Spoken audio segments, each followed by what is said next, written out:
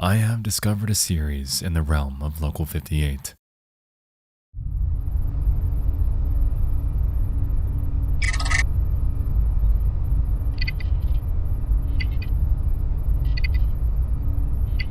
A VHS archive of an ordinary broadcast company. Animal education, storm safety, space knowledge, artificial intelligence, and are among the topics presented to us in the form of short, educational VHS guides. Tonight, we will envelop ourselves within this fantastic educational series. This is Gemini Home Entertainment.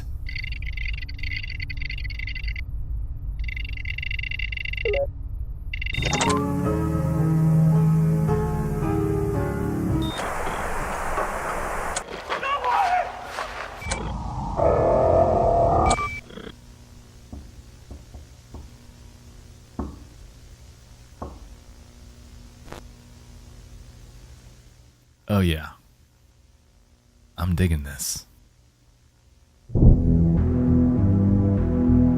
On our plate tonight is an analog horror series by an internet creator named Remy Abode, birthed from an alternate reality gone awry, containing events stemming from the hope for a brighter future. Gemini Home Entertainment is a video distribution company ready to take you on an educational trip through various avenues of life knowledge. What that knowledge is exactly is unclear at this point in time, but what we do know is that something in their reality is out of place. Something isn't right here. The series was born on November 13th of 2019 and has since built up to a total of 16 videos, each with their own surprises and each giving us a different piece of the puzzle as to what's happening within this world. The guides are presented in a VHS anthology format, a far cry from the silent onlooking and broadcast interruptions we experienced in Local 58. Whoever's behind Gemini wanted people to see this, and everything within each recording is as it should be. Tonight on our plate, we have the following before us: World's Weirdest Animals, Storm Safety Tips, The Deep Blue, Artificial Computer Learning, Our Solar System, Camp Information Video, Lethal Omen, Wilderness Survival Guide, Sleep Image Visualizer, Games for Kids, Advanced Mining Vehicle, Deep Root Disease, Monthly Progress Report, Christmas Eve Party, Home Invasion Help, and last but not least, Crusader Probe Mission. Because there doesn't appear to be any sort of established timeline here, we're going to tackle these in the order of their release date.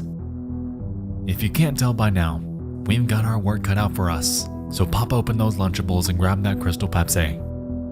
We're about to dive into some analog horror.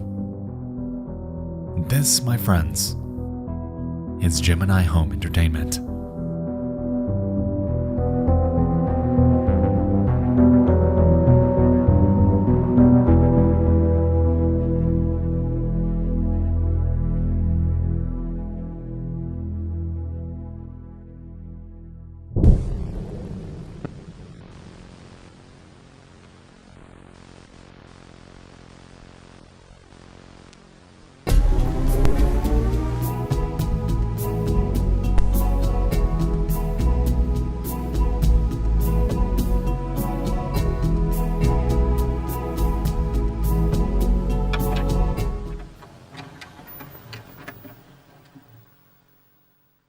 World's Weirdest Animals.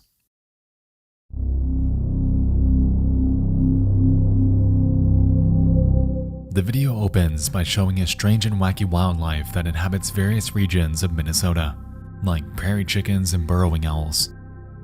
The overall pacing and layout of the video are pretty simple, with the names of the animals being presented alongside a couple facts, all over some calm B-roll footage.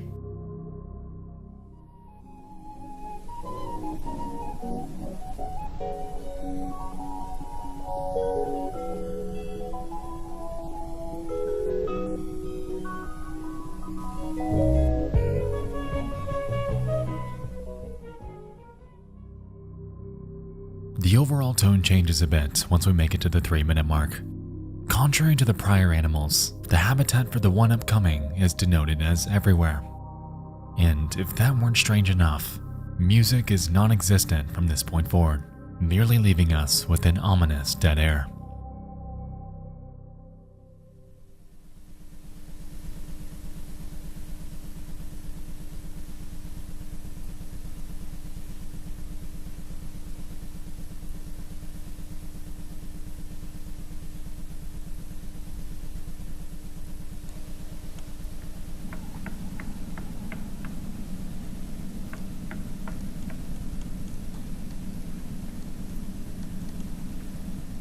And so, the next animal up is something called a woodcrawler. For the next couple minutes, the video explains a bit more about them, like the fact that they're found all over North America, are excellent hunters, do not make any noise at all, and prefer the homes of large families for nesting. Apparently, they adapt to this residential environment, although it's unclear what exactly that means.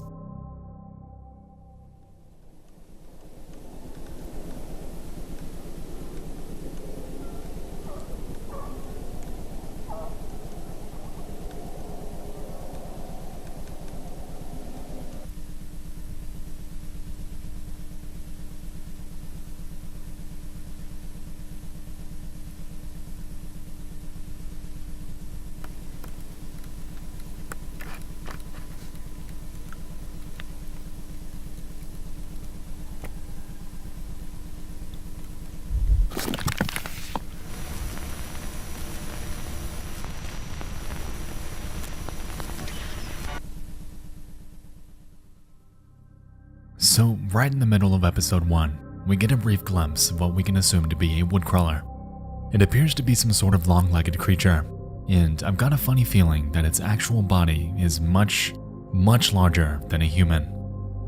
Curiously, the video also presented somewhat of a paradox, claiming that you will hear screaming, but they stole their voices. If we're assuming that the victims of these so-called woodcrawlers are humans, then it leaves us wondering what exactly they're doing to them.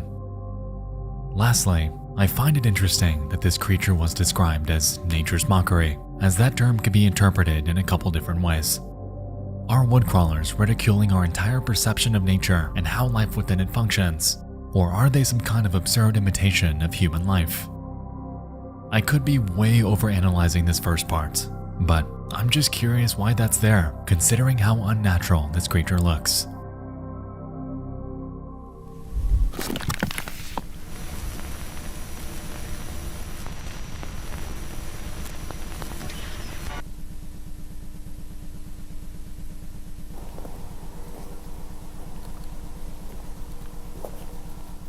In this next scene, we're outside of that same house at night. It's hard to make out, but we can notice people inside of it this time. Why?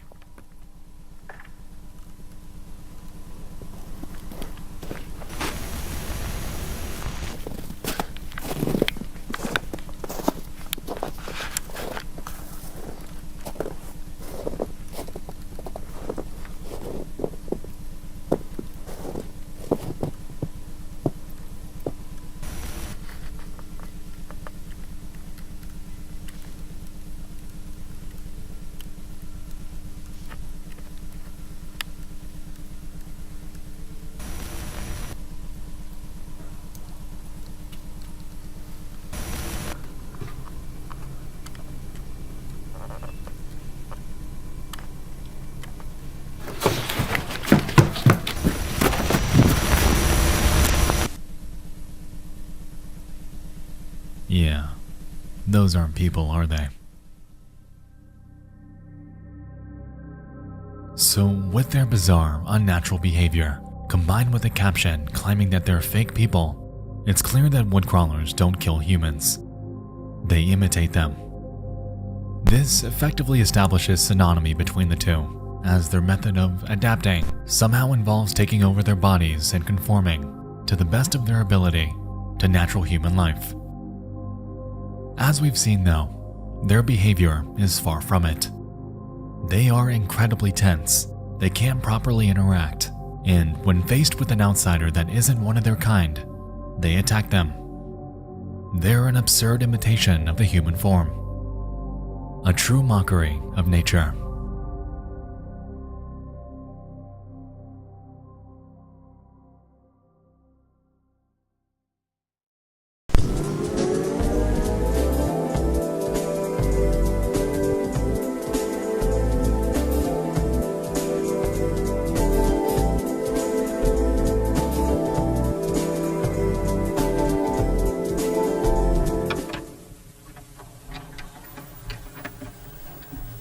Storm Safety Tips.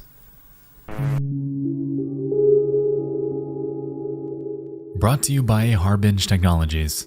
The focus of this video is to help keep you and your family informed on how to remain safe in the event of a major catastrophic storm.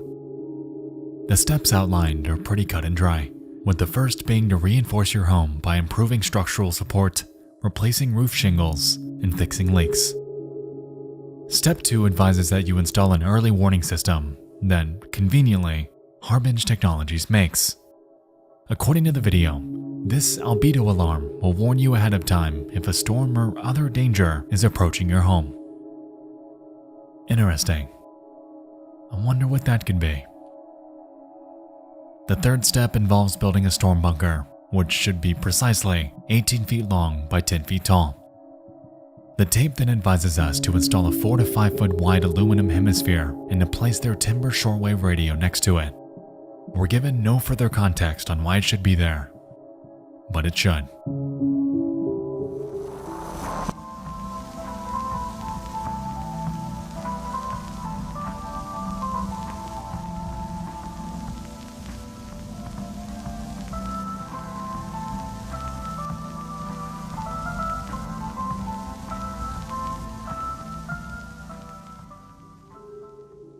This next segment explains what to do during these storms. It's first advised to take our family to the bunker, followed by powering on our timber radio and remaining calm. Oddly, when these steps are shown, conflicting statements appear below each one that seem to add nothing to the table in terms of instruction. Rather, it tends to inflict the viewer with doubt, with claims like, "Your home doesn't belong to you now. Ignore all sound produced by the radio. They're auditory hallucinations." And "Your tears are filled with salt." If we took these statements away, we wouldn't be losing out on anything, which makes me wonder why it's there and who the hell wrote it.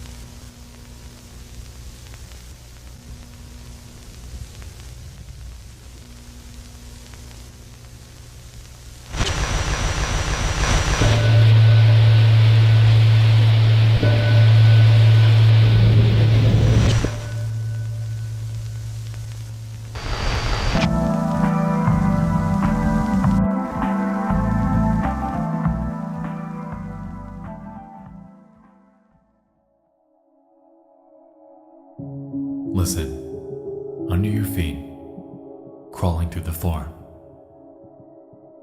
It seems that this line is referencing wood crawlers, which leads me to believe that this storm isn't the type we know of in a conventional sense. This, combined with the immediate camera cut to lights in the field, alongside that warning to return to the bunker if we see them, makes it appear that these wood crawlers and whatever's emitting these lights are perhaps the same creature. With this in mind, this leaves us to wonder what exactly this storm entails. How often does it happen? And most importantly, why is it happening?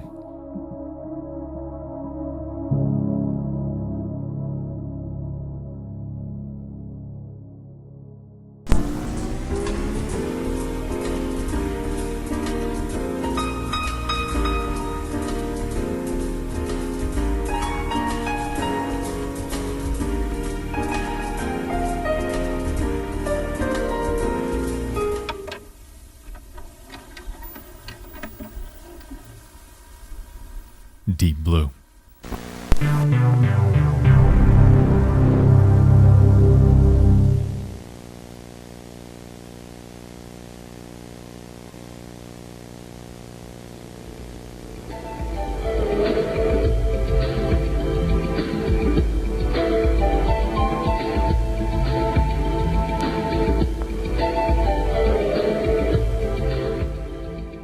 Created by a Geneva production company, the premise of this one is simple. Lighthearted education about various creatures and regions of the deep blue sea. Towards the latter half of the video, we cut to a section about the deep ocean. The Marianas Trench is introduced as a large foreboding hole in the ocean floor, described as the deepest place on Earth. Following this, we can observe a cross-section view, introducing an even deeper and more ambiguous region of the ocean called the Demizia Tunnel.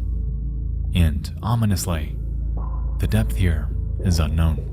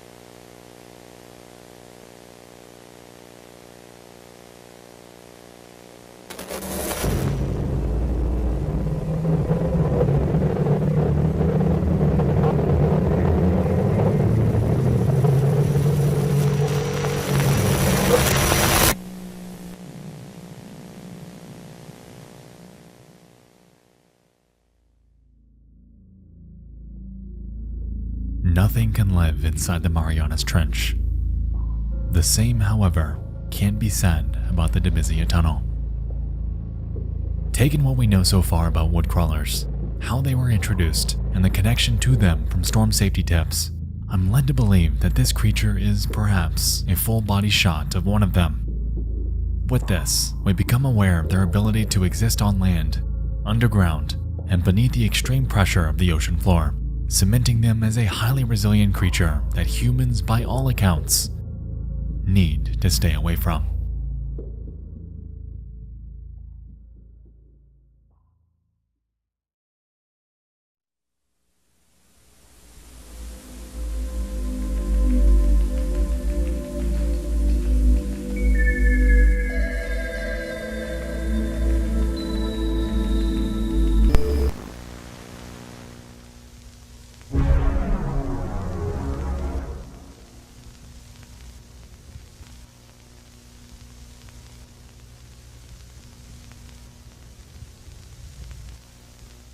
Regnad computing, huh?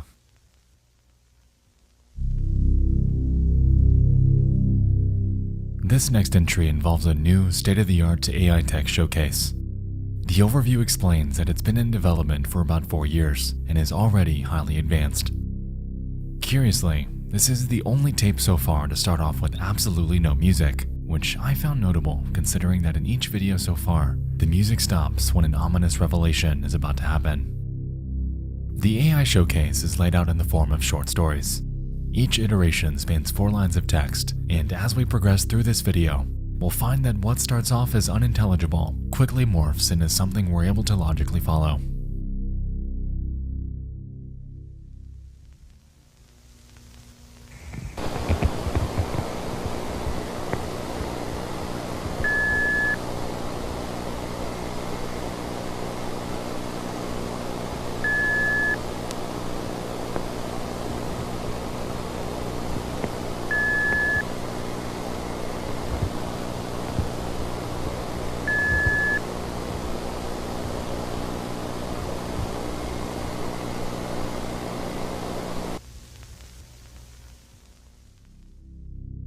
As expected, this first story made little sense.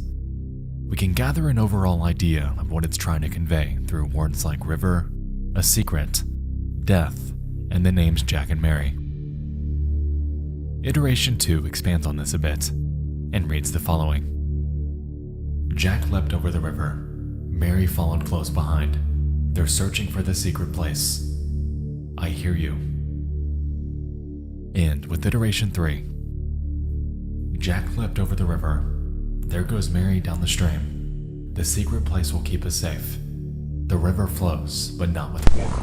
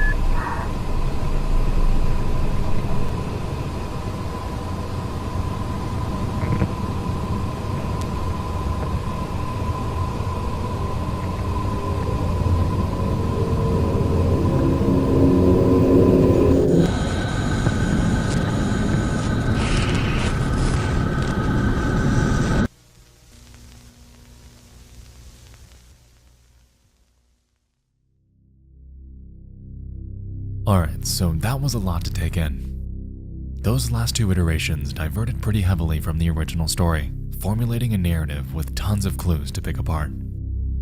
The story here surrounds two people named Jack and Mary. We can assume that they're out in the wild, leaping over a river to get to a secret place. It's unclear what this secret place is, but for now, we can assume it to be a storm safety bunker.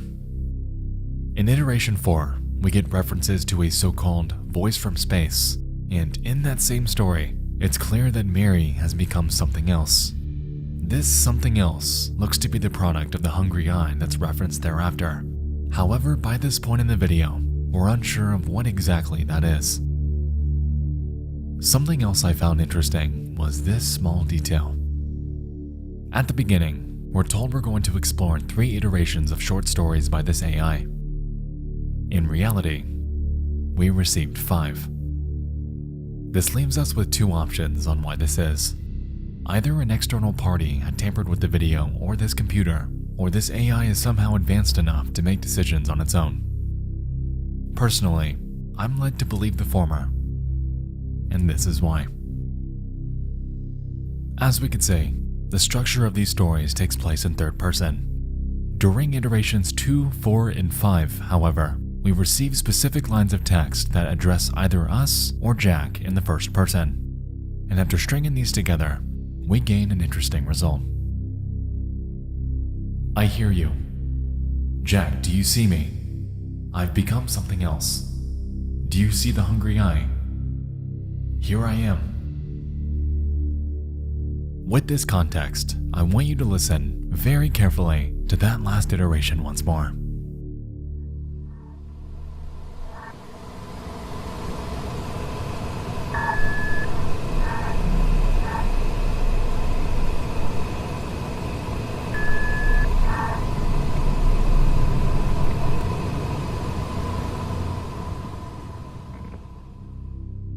There is some sort of voice coming through the broadcast. It's extremely muffled, however it's clear that something is either interfering or feeding information to this AI. And personally, I'm led to believe that it's Mary. She and Jack are not just filler names for these stories. They are actual people, and I'm going to infer that the story presented actually happened. Moving on. Towards the video's end, we observed a glitch in the 2 diagrams. Given the references to the voice from space and the moving stars, I'm led to believe that these 2 circles represent planets. The larger appears to be the hungry eye, being denoted as alive, with intent. It seems to be hyper-focusing on a smaller planet, which we can assume to be Earth, and in the second diagram, we can observe the effects that this eye is having on us. Somehow, it's projecting some sort of vessel down to Earth, and once it makes contact, it mutates into the creatures we've been seeing thus far. It's clear that there's something larger at play here, and there's a lot of context that we're still missing. So let's keep this in mind and press on to see what else Gemini has for us.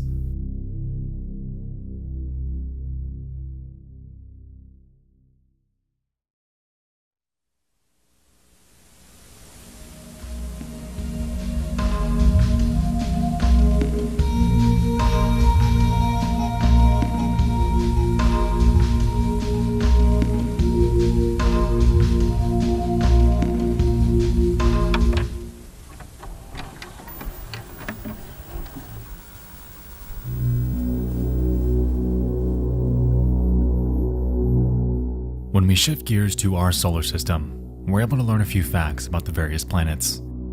A diagram greets us, encompassing the Sun, Mercury, Venus, Earth, Mars, Jupiter, Saturn, Uranus, Neptune.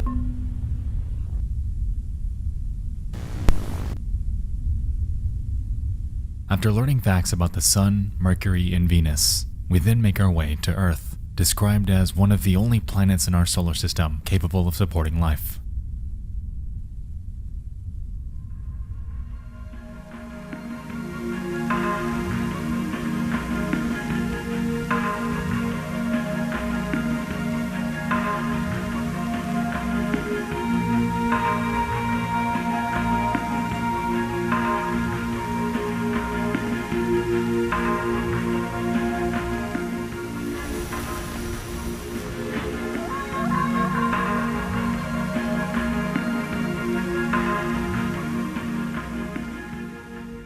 Upon making our way to Jupiter, the video highlights its big red spot. It claims that it's not an eye. It is an open wound. We then observe Saturn. The outer portion of its ring is absent, and it's denoted as something called the Gateway.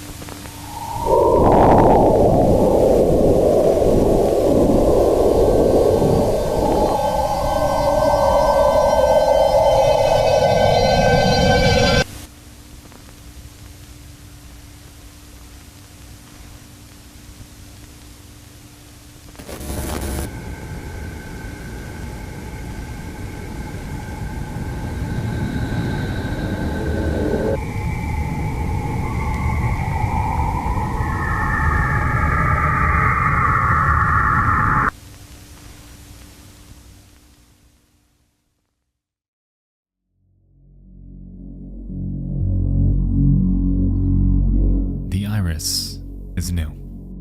It's with us now, laughing at us. It's clear that the overarching threat is not that of woodcrawlers, but the Iris, which has somehow caused neighboring Neptune to mutate. What exactly that means at this point in time is unclear, but if I were to guess, it could be some sort of breeding ground for the creatures it emits by solar storm. Due to its presence, other planets like Jupiter and Saturn are beginning to suffer from the effects of its influence. And given the story so far, it's safe to conject that its next target is Earth.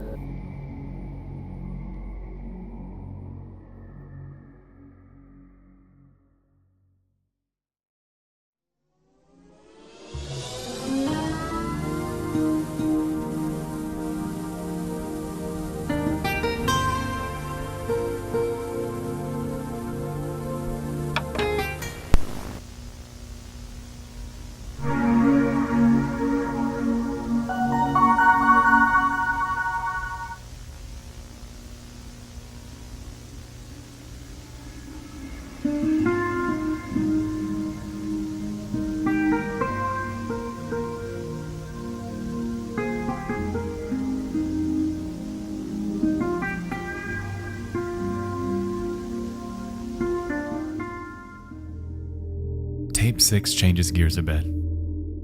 Here, we're introduced to a freshly reopened campground called Moonlight Acres, a serene getaway that's completely isolated from outside civilization. The tape showcases its many accommodations and activities, including hiking trails, archery, canoeing, and their flagship Lights in the Sky event, which is oddly denoted as a harvest. Afterwards, we're able to catch a glimpse of their various structures. Among these are burrow-free family cabins, kids' cabins, and even their original rustic cabins for those feeling a bit more outdoorsy. Each of these are beautifully decorated to ensure your stay is as cozy as possible, and you can rest easy knowing that they have alarms in place in case a sudden storm takes place. Just be absolutely, positively sure not to.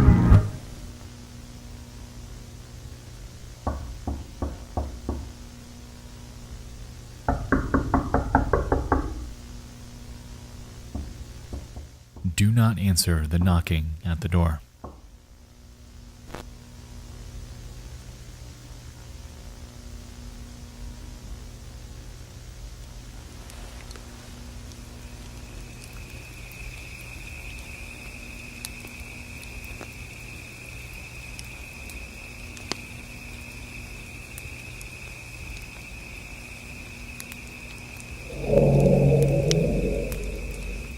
Around 3 minutes into the video, we're introduced to the mythology behind Moonlight Acres. Allegedly back in the 1930s, strange, well-dressed men would visit the campground, asking to enter the admin's cabin every single night for years. Apparently one night, a deal was made with them and they left, never to be seen again. Following this, we get a mention of skinwalkers that were allegedly sighted during the same time period. For those unaware, skinwalkers are a type of shape-shifting humanoid creature that's able to inhabit the form of any animal they desire. It's unclear if they're referencing the same type of skinwalker within Gemini Home Entertainment. But with what we know about woodcrawlers and how they function, I definitely see some overlap.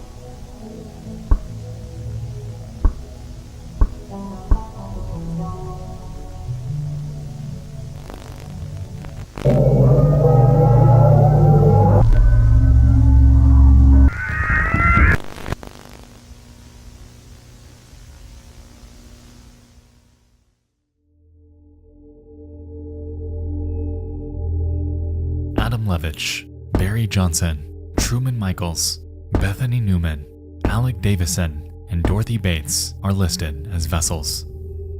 Carriers of something that isn't good. It's clear to us that the knocking was coming from woodcrawlers, and given the photo of them, we're able to finally establish a scale for how gargantuan these creatures can be. I'm going to conject that the woodcrawler we saw in World's Weirdest Animals was much younger than the ones we're seeing here in Moonlight Acres. While we're currently unsure of what their lifespan is, we know that this one surely wouldn't fit into a house. Given the campground's mythology, with the stories about the strange men that coexisted with so-called skinwalkers in the 1930s, this implies that these creatures have been here for decades. But this leaves us to wonder what they've been doing and how they've upheld the status of mere campground mythology for so long. We know the original staff opened their doors, likely being killed or transformed into fake people and resulting in the campground's original closure. But where the hell have they been since then? What is clear is that Moonlight Acres is back open, now advertising burrow-free cabins and having a clear awareness of these creatures existing. Someone gave it the green light. But who?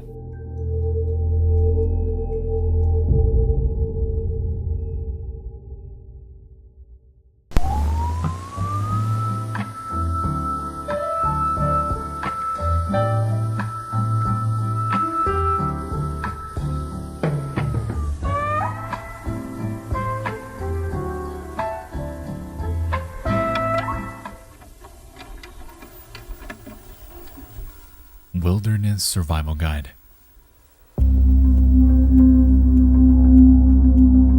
In this one, a man named Jack Wilder is going to teach us about wildlife. Fitting name and familiar. The video opens informing us about various safety measures to take place when out in the wild. We learn which equipment to bring and are then presented with various natural hazards to be aware of, like thorns, ditches, various animals, and what to do if we ever come face to face with a bear.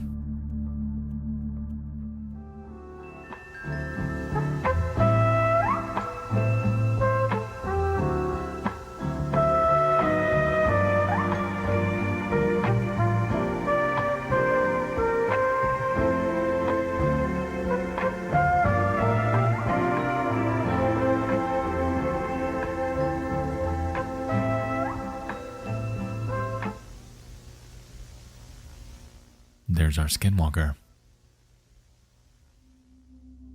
So we now know that woodcrawlers can not only kill and inhabit the bodies of humans, but animals too. Interesting. Following this section, we're greeted with numerous flora and their impacts on humans. Among these are poison ivy, which causes rashes, itching, swelling, and blisters. Water hemlock, which causes trembling, convulsions, respiratory failure, and death. And lastly, something called nature's mockery. Not the woodcrawler description we saw earlier, but the actual, proper nature's mockery. Its effects on humans encompass hallucinations, sudden muscular paralysis, body disfigurement, and flesh decay. In other words, something that can latch onto you, something that can break you, deforming you into a being hardly resembling that of a human. But, hey, at least it won't kill you.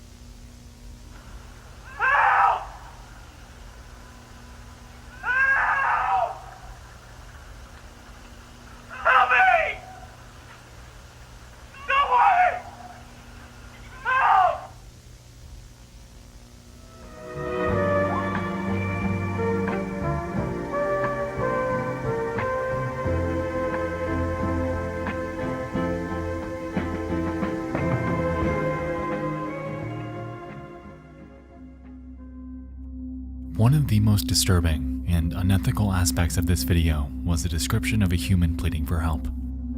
Clearly, they were desperately in need. However, the video plays it off, persuading you that this human being that's probably on the brink of death is nothing but an auditory hallucination. Knowing what we know about fake people and their conformity to human life, I understand that this could very easily be one of them. But what if it isn't? We're presented with a catch-22 here. If we risk our own life to help this person and they're not a fake person, then we've done something good and helped save a life. But if we assume that it's a fake person without ever confirming it, we'll never know any better and they'd be left to die. It's a tactic of manipulation. Gemini Home Entertainment has planted a seed in the heads of whoever watches this, and it effectively contributes to a moral apprehension, a panic per se, in which you truly cannot trust anyone.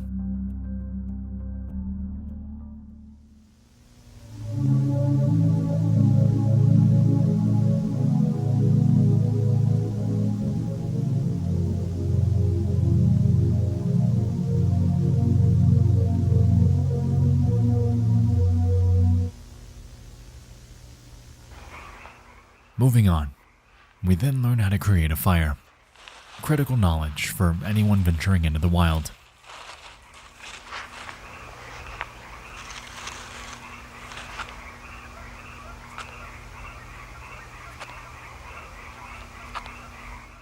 If your fire fails to start though, Jack Wilder advises to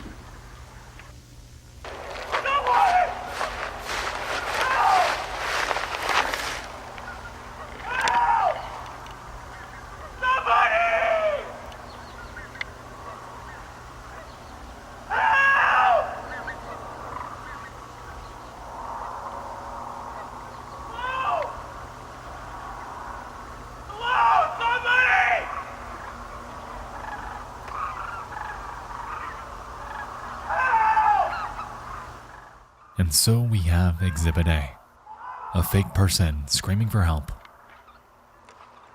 Like bait.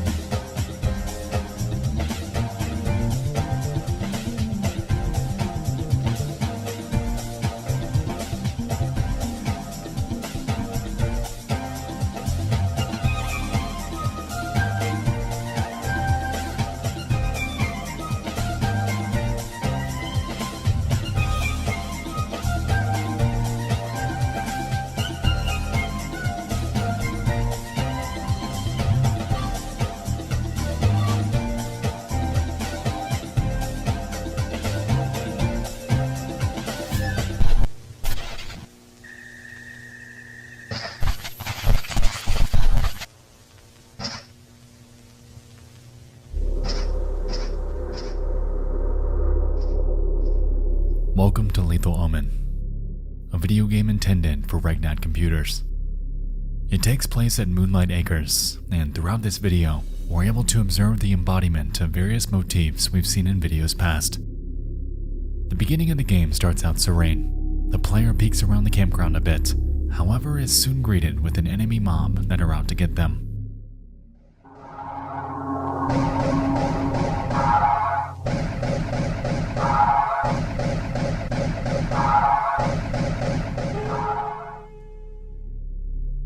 Interestingly, these enemies appear to be dressed in military fatigues, giving rise to the possibility that there's some sort of military intervention at play here. It should be noted that there have been absolutely zero references to government involvement thus far. However, given the circumstances, it would make sense. Keep this in mind. We'll come back to it. Anyway, a few moments later, we encounter what seems to be a fake person, and afterwards, the campground alarm begins blaring. The game tells us to run.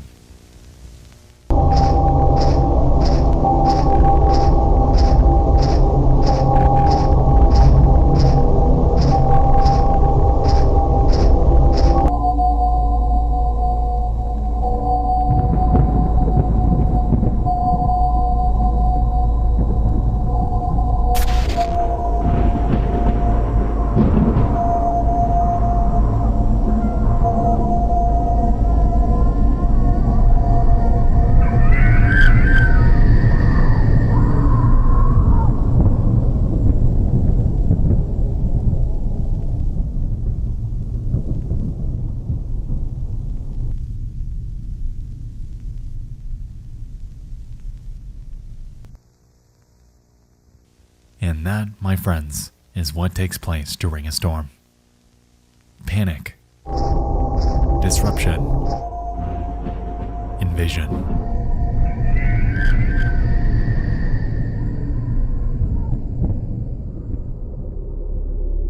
It appears to me that the basement we sought refuge in followed every single protocol that Harbinge outlined back in Storm Safety Tips.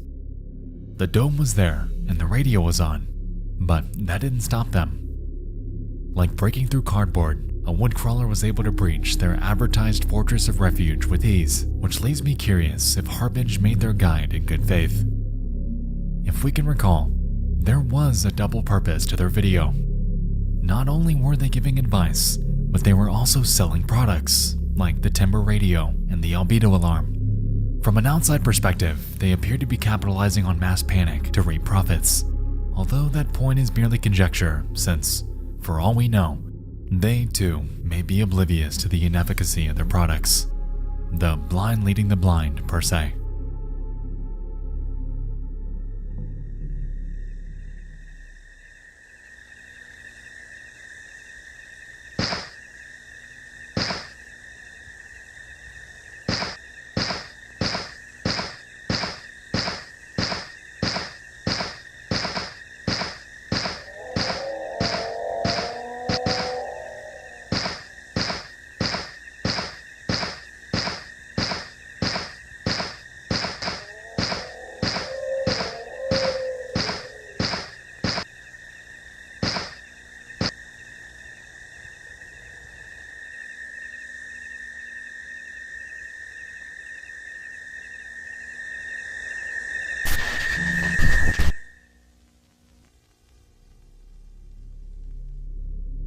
Alright, I know this is a video game, but if the Iris can move around the solar system at will, coming within a critical distance from Earth, then yeah, there's a problem. And it ain't just woodcrawlers. Interestingly, this section occurred at twilight, which mirrors the various other references we've seen to woodcrawler activity. The fields, the fake people, the knocking. If there's something I take away here, it's that it seems that these creatures are more active, more violent, when the sun goes down.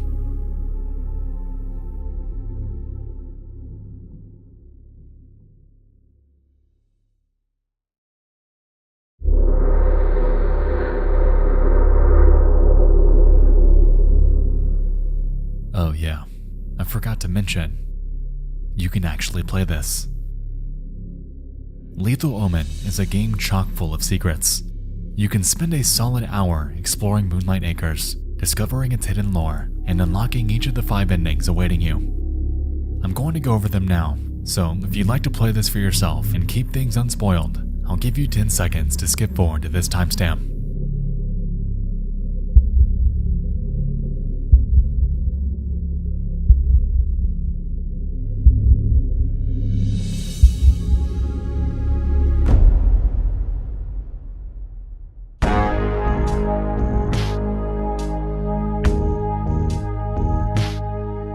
Like we established, within Lethal Omen, there are 5 different endings to uncover.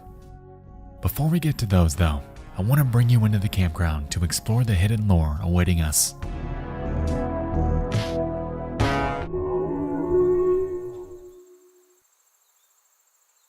We begin the game next to a highway outside of Moonlight Acres. Both ends of the road are blocked off, however we can observe 2 cars nearby, one out in this field, and another resembling a police car. We're tasked with collecting 3 keys, and after doing so, we're then granted access to the campground. One of the first things you'll notice is this bulletin board. It contains 2 notes and 2 strange images that are hard to make out.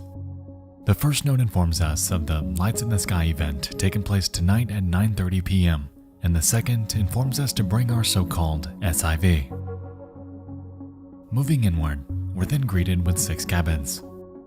In the first, we can observe headphones, a shortwave radio, a TV, and a Gemini home entertainment VHS tape.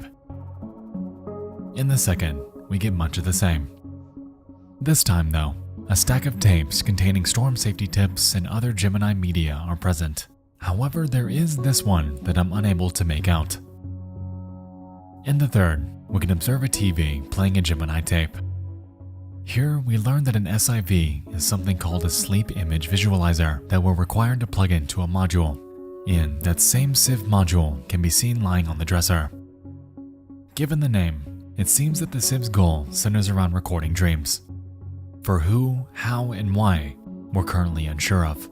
But interestingly, if we shoot this specific monitor, we're able to observe the Civ in action for Adam Levitch, the former men's club supervisor that we know was transformed into a vessel.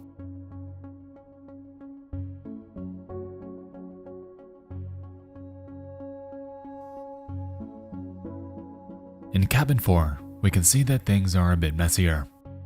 On the TV once more is that Civ tutorial, and scattered across the room are numerous Civs and headphones, along with the tape labeled Albedo Alarm Settings Video. Moving on to cabin 5, we can observe a huge mess. There isn't much to this one besides this Civ on the ground. And last but not least, cabin 6. This one has clearly been ravaged by something, evident by the large break in the floor. Within it, we can observe that Civ tape, along with the Civ module and some sort of strange plague surrounding it. Upon making our way back outside into the archery area, we're greeted with 7 targets, along with our first enemy encounter. After taking them out and approaching the targets, we're able to read snippets of articles about the events taking place at Moonlight Acres. Campgoers distraught after Moonlight Acres' famous Lights in the Sky event is abruptly cancelled. If you've been looking forward to the Lights in the Sky event this year at Moonlight Acres Family Camp, don't be so hasty to pack your bags. The official Moonlight Acres website recently updated, revealing that the event has been abruptly cancelled with no reason given. Campgoers are enraged, especially those who go to Moonlight Acres every year simply to watch the event, and demand an explanation for the abrupt cancellation. The Times asked Moonlight Acres for an interview.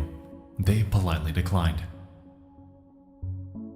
The others partially covered, making it a bit harder to make out, but it seems to focus on the disappearance of a person named Jordan Barnes. They were most likely Canadian, and given the fact that this note is beneath the one about the Lights in the Sky cancellation, we can assume that this is why.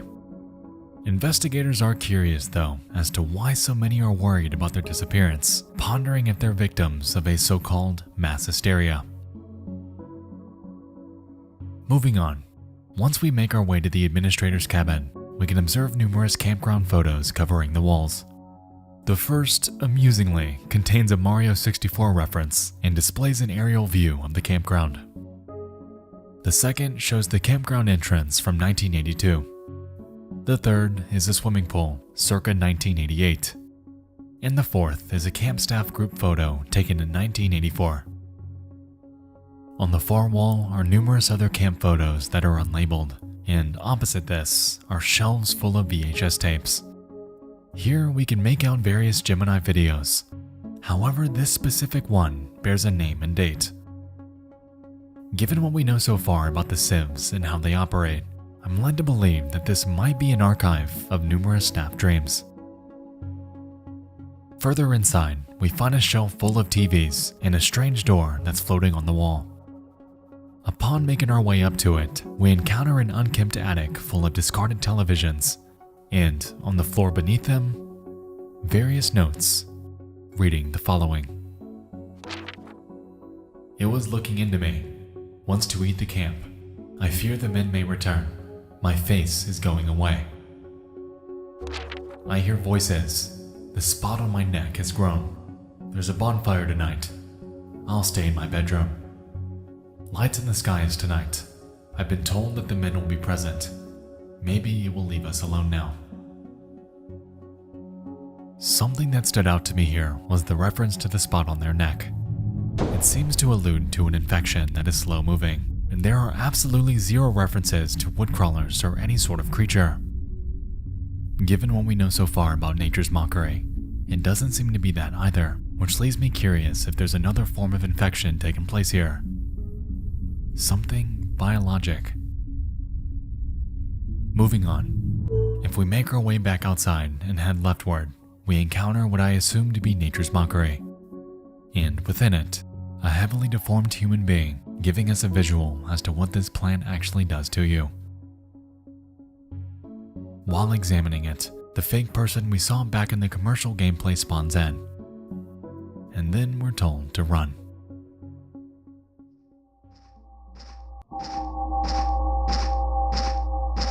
And so, like we saw earlier, we make our way back to the bunker, and from here, everything plays out as shown before.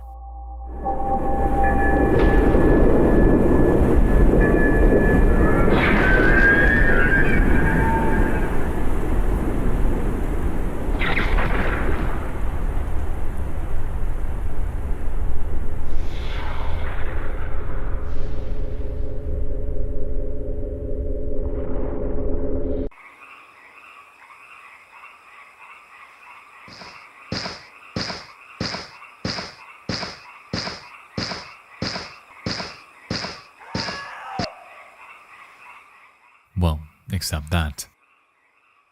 And so, this time, we hear a fake person screaming in the distance.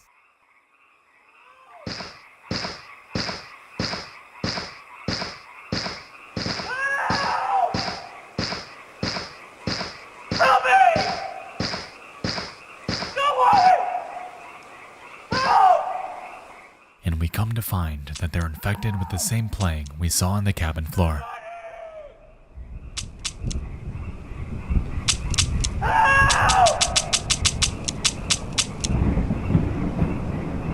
Help me!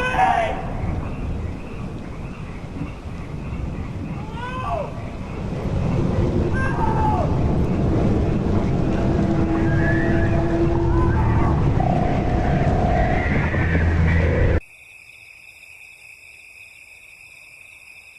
And that, my friends, is ending 1.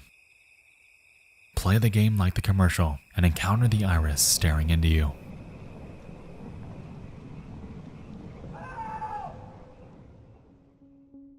From here, we're going to explore the other 4 endings.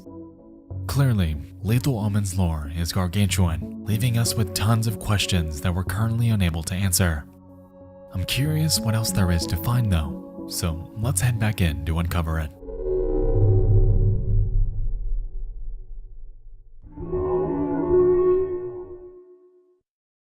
Moving on to ending 2, you once again begin the game as usual. Collect the keys and fight the enemies. However, this time, instead of approaching the Nature's Mockery abomination, you gotta make your way back to the admin's attic. Once you're inside and turn around to exit though, you're greeted with a strange mannequin that tracks your every move.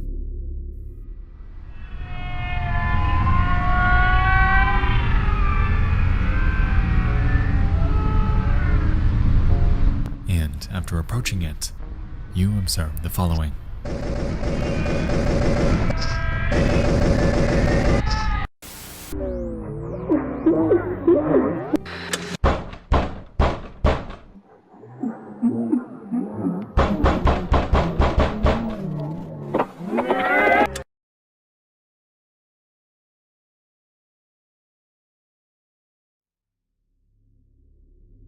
To unlock ending 3, you need to collect the keys, kill the enemies, and approach Nature's Mockery. This time, instead of making your way to the cabin or bunker, you're required to pass through this secret entrance to the family cabin area to claim this hidden key that's also covered in that plague. After obtaining it, you make your way back to the front where you'll find this target that you've got to shoot. And after doing so and heading to the highway the campground lies on, you encounter an abandoned police car before the following plays out.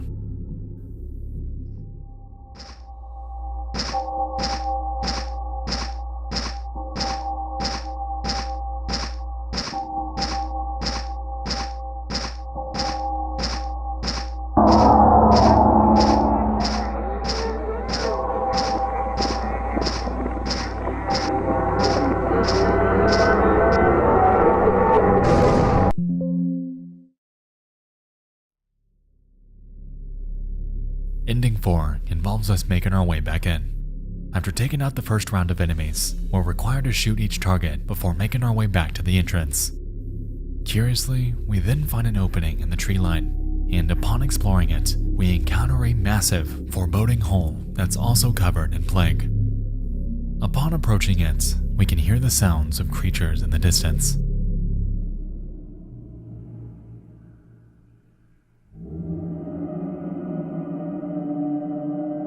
And of course, we do as any sane person would do and jump in, giving us our fourth ending.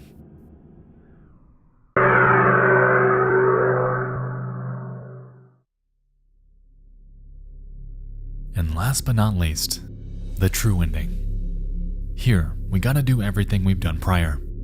Keys, enemies, mockery, plagued key, and heading back to the front. Curiously, we then see an opening in the fence line, and after approaching it, we encounter a group of enemies in a formation. This time though, they're not out to kill us. They're waiting on us.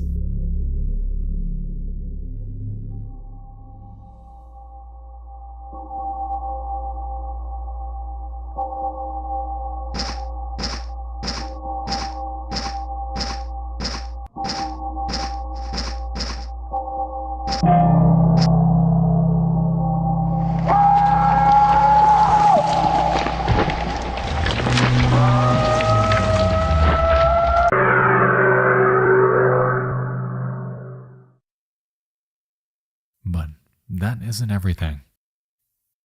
The game continues.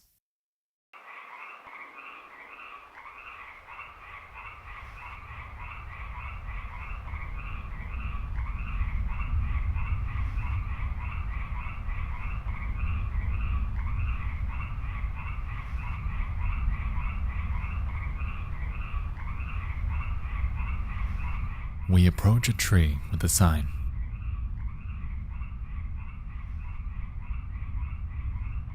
Shifting tendons shape anatomy. There are fewer livestock now.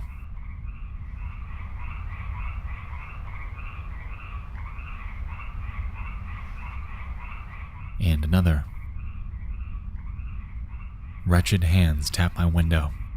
A stranger's fangs scrape the walls.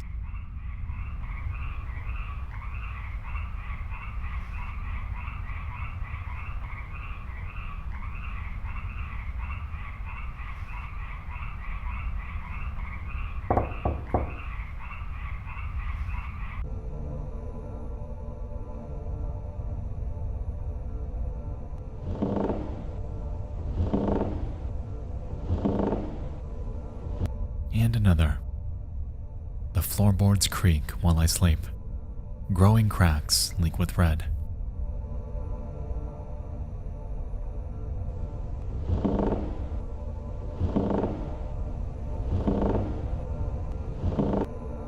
The field has eyes, burning deep.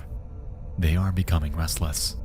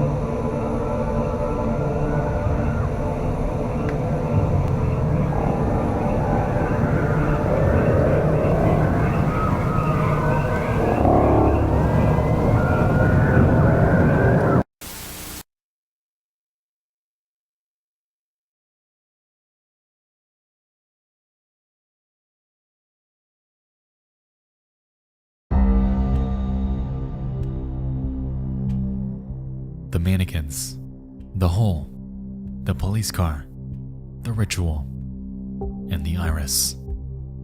There is a ton to unpack within Lethal Omen, and the beauty of it is that when presented in a video game format, you're left to encounter these on your own. So let's recap. The role of the mannequins seen in the attic ending is currently unclear.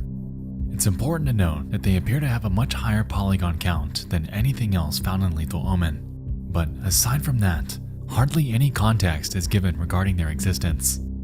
If I had to guess, I'd say that they represent the strange men that the camp admin referenced in their note. If we can recall, right after reading it is when we encounter them for the very first time, leading to a potential connection between the two. However, this is hitherto unconfirmed. Moving on to the hole, this appears to be the byproduct of woodcrawlers, their breadcrumb trail as they breach the confines of Earth. It's currently unclear what exactly that plague is, but perhaps we'll find our answers in later uploads. The police car seems to represent a victim. The police likely received calls of strange activity going on at Moonlight Acres, potentially involving the missing Jordan Barnes. However, after investigation, they never made it out to reveal the truth. There is a looming impression that they're aware of woodcrawlers, but this is also unconfirmed. And lastly, the ritual, an embodiment of helplessness. After realizing that everyone around you is infected, is a fake person, you lose all hope on fighting back. Police can't help you. Camp admins answer the door. They can't help you. The bunker that's supposed to keep you safe, that can't help you. And a supermassive sentient eye is looming over you. It goes without saying that in a situation like this, fighting back is futile, and the game communicates this by waiting on you. Get in, they beckon. Give in.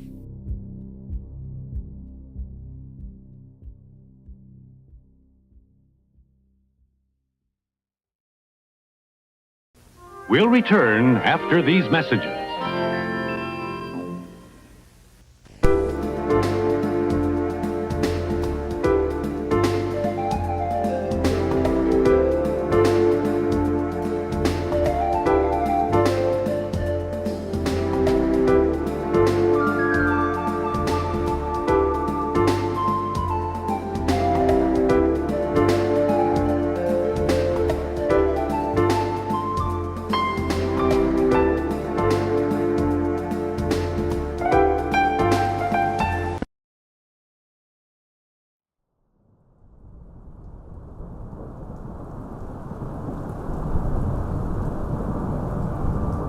Alright, halfway there. You still with me?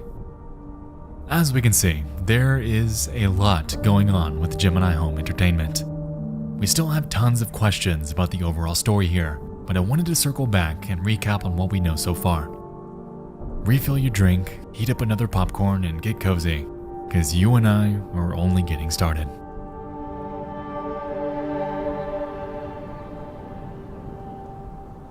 In review. Within Gemini Home Entertainment, the entire story revolves around the Iris. We know the Iris is a supermassive sentient planet that entered our solar system without humans ever knowing it. When, how, or why it did is currently unclear. But what we do know is that it infected the neighboring ice giant Neptune, turning it into something that is alive. Neptune has become somewhat of a minion to the Iris, a vessel or lens that it uses to emit solar storms targeting Earth. Given the diagram from artificial computer learning, we can infer that within these solar storms are embryos and seeds that mutate into woodcrawlers in nature's mockery upon landing on Earth, the Iris's next target for mutation. Back home, the primary prey of woodcrawlers are humans, but we know that they're able to inhabit the bodies of animals as well. Woodcrawlers are highly resilient and clever, given their ability to imitate humankind, although it's still unclear what exactly they do to achieve this. On top of woodcrawlers, nature's mockery is introduced as the major flora to steer clear from, and its method of infection appears to be via direct contact. Somehow, at an unknown speed, this plant paralyzes and disfigures whatever it comes into contact with, leaving the victim in a vegetative state forever. At this point, we're currently unsure if nature's mockery eventually kills you. But even if it did, that's not much better. Within the camp information video, we catch wind of the mythology behind a campground called Moonlight Acres. Given that the strange knocking men existed at the same time as the so-called skinwalkers in the 1930s, I'm led to assume that this campground was among the very first establishments to encounter the effects of the Iris. This explains why every single original staff member died. Well, except the admin. They weren't listed.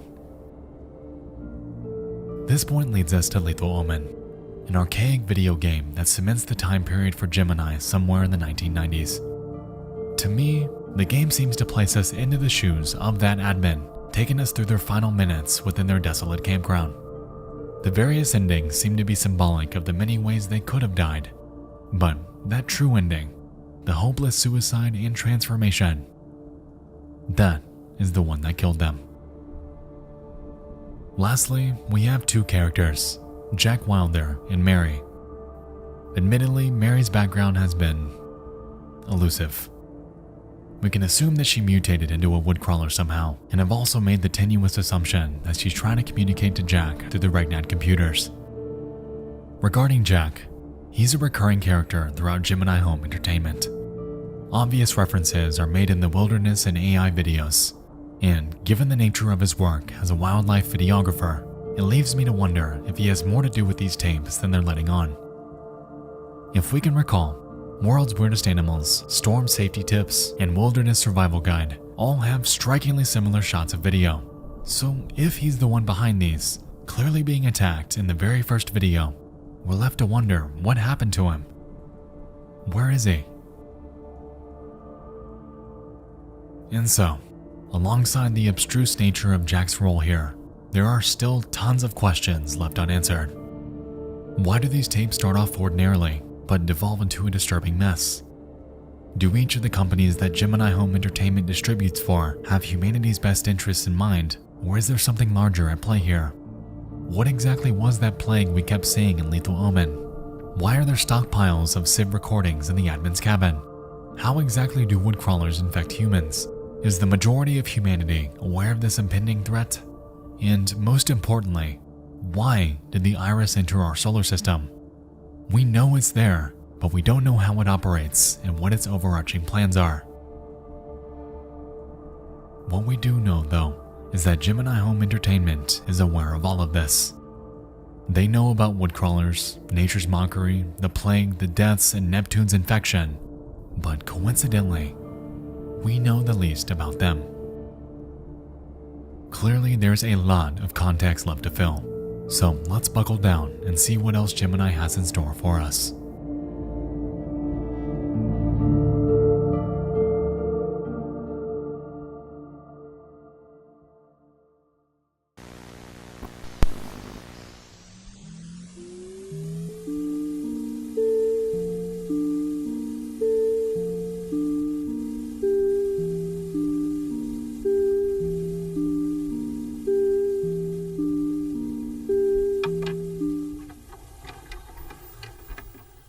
Well, perfect timing.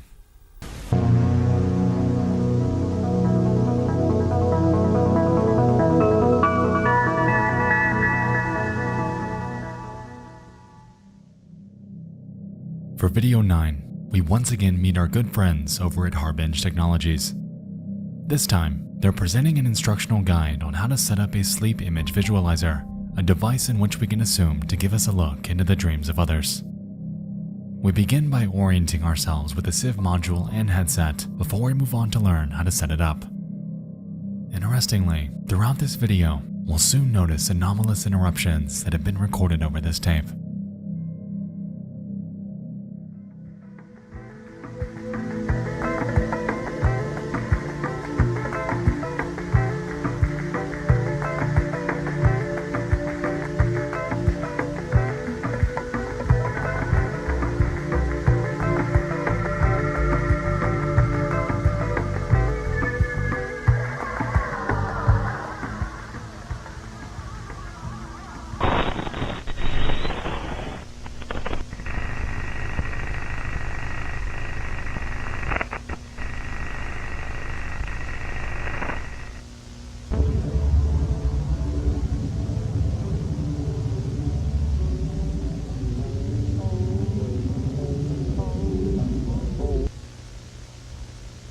Interesting.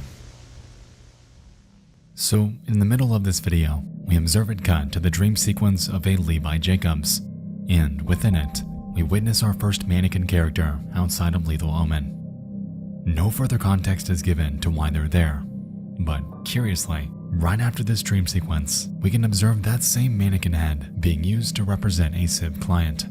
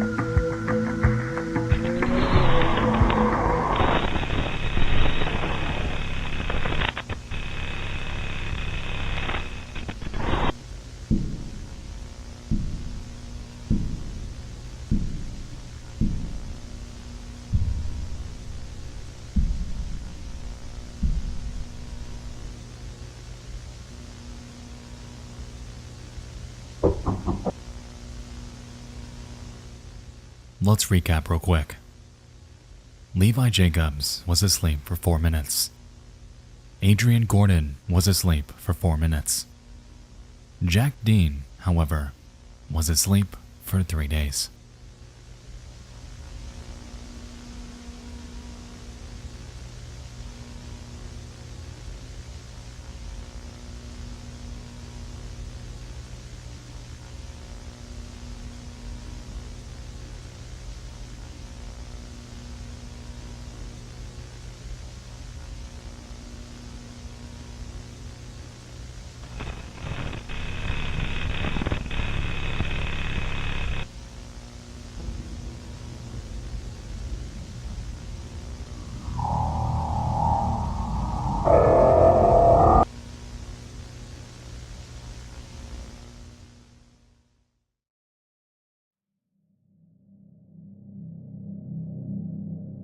Alright, so throughout this one, we received 2 references to the iris. One being in the Goodnight sequence, and another being within the dream of Joseph Allen, who never woke up.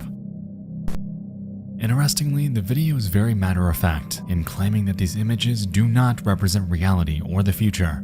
However, it's clear to us that they do represent the circumstances they're living in.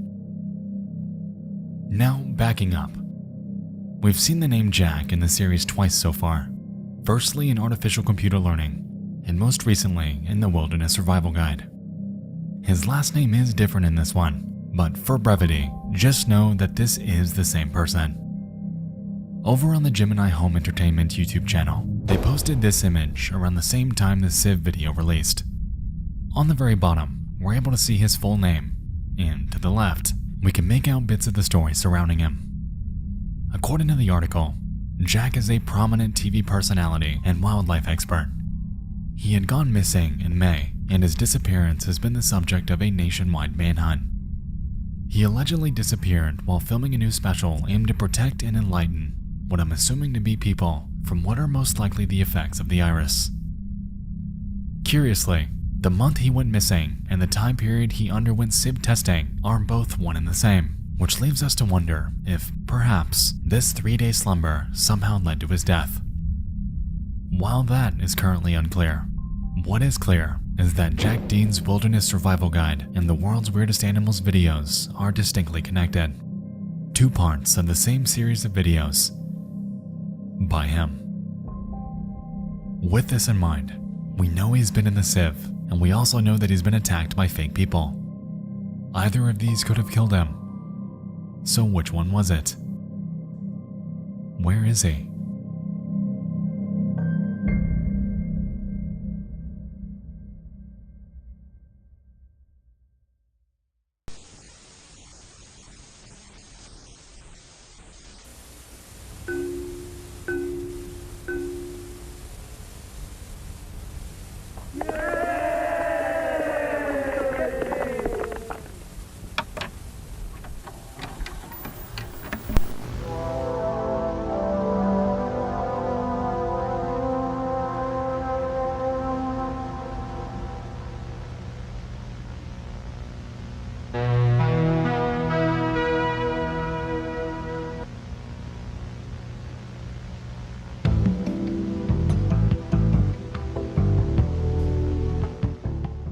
Next up on our list is a family-friendly guide made by an Optica Video called Games for Kids.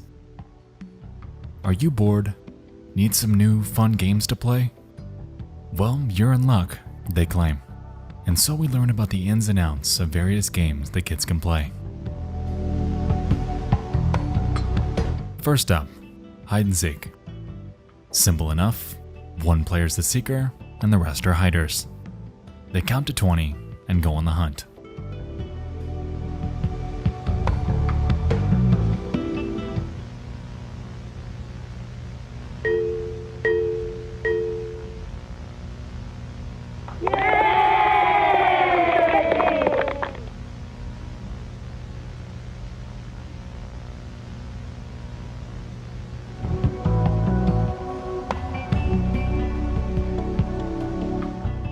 Next up, freeze tag. One player is it, while the rest are runners.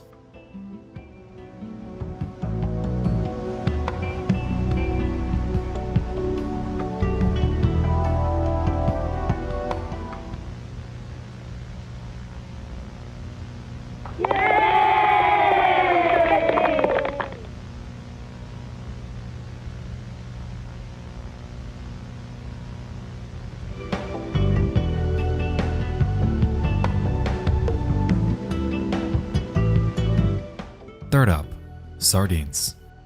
The sibling to hide and seek. One person hides and the rest go seek.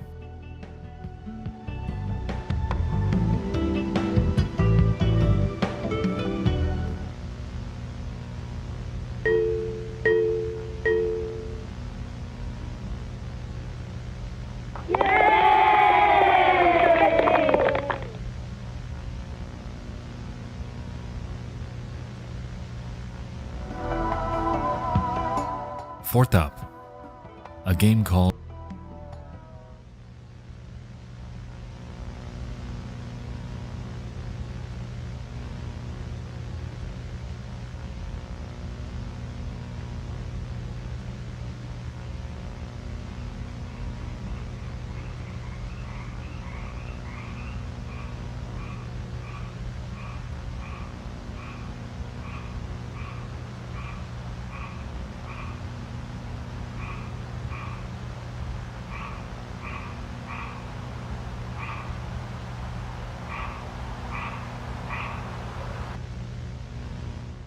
Well, that's new.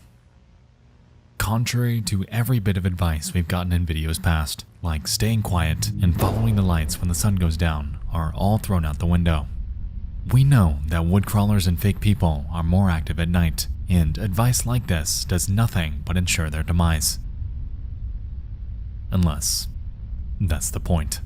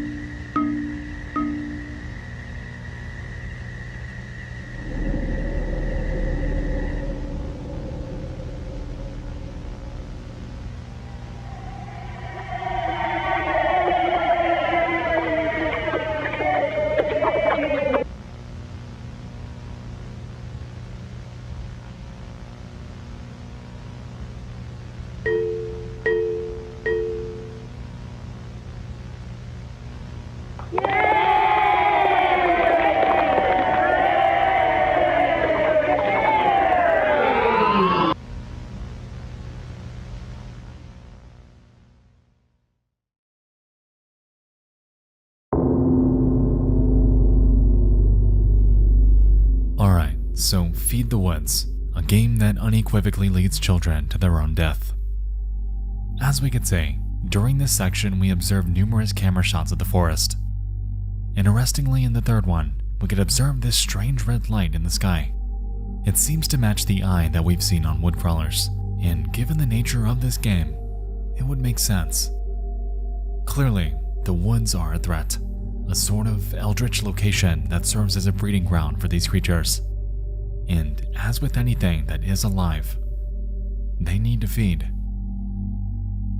Backing up, I wanted to highlight the creator of this tape, a company named Optica Video.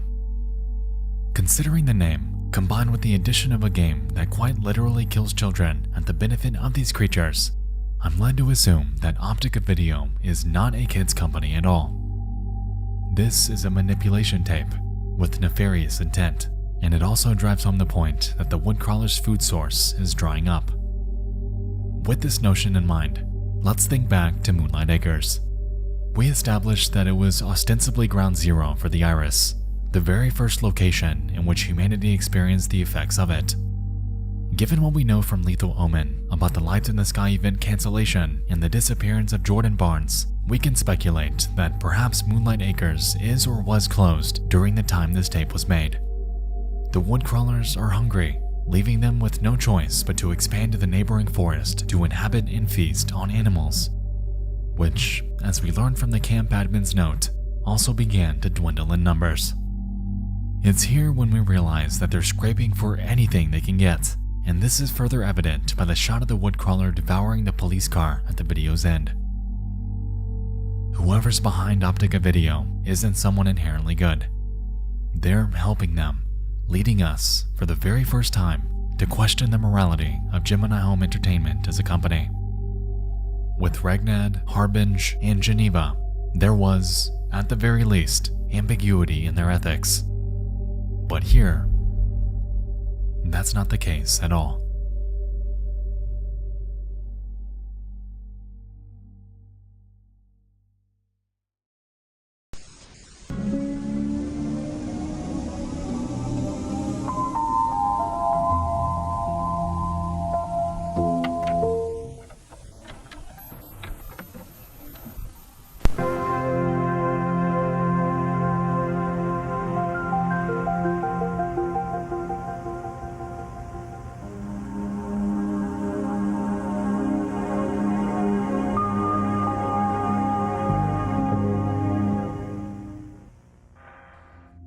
Next up on our journey is a tape named Advanced Mining Vehicle.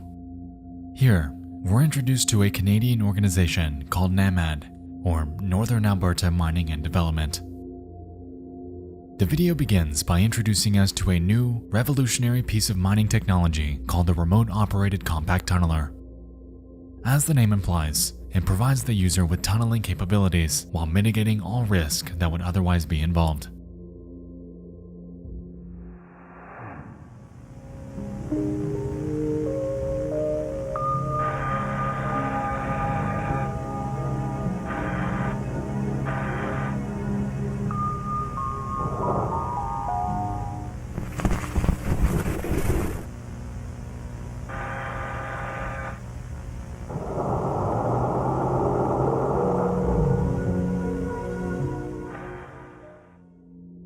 The video then informs us of the various technologies present within the ROCT, like an optical zoom lens to focus on important details, a compact microphone to detect running water or nests, and even an altimeter with a heads-up display so you're always conscious of where and what the ROCT is tunneling into.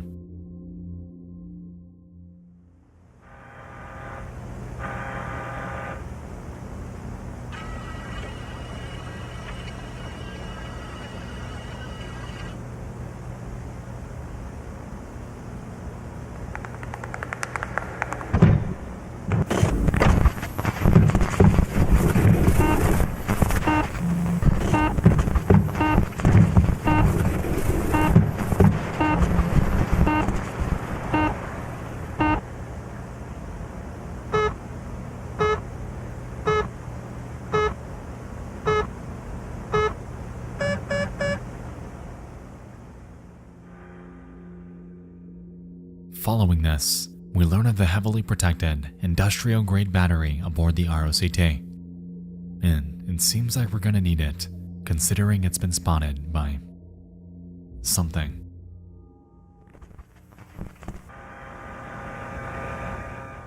We then cut back to the ROCT's camera at a depth of 145 meters.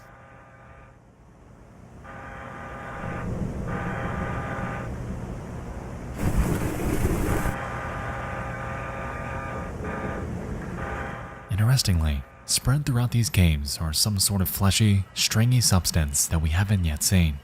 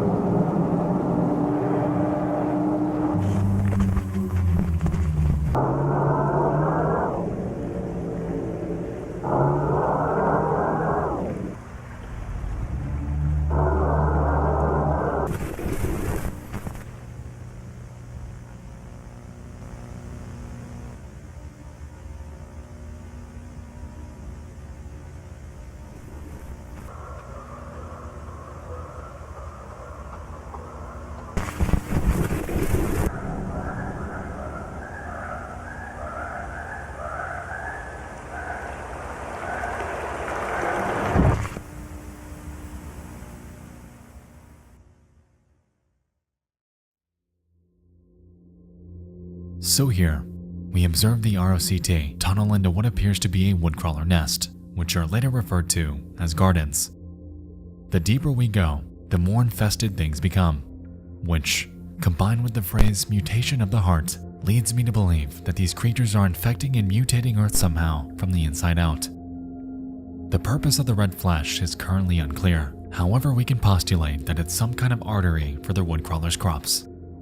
Whether those crops are the woodcrawler's offspring, nature's mockery, or something else entirely is also undetermined. However, we know that something is being propagated beneath the ground floor.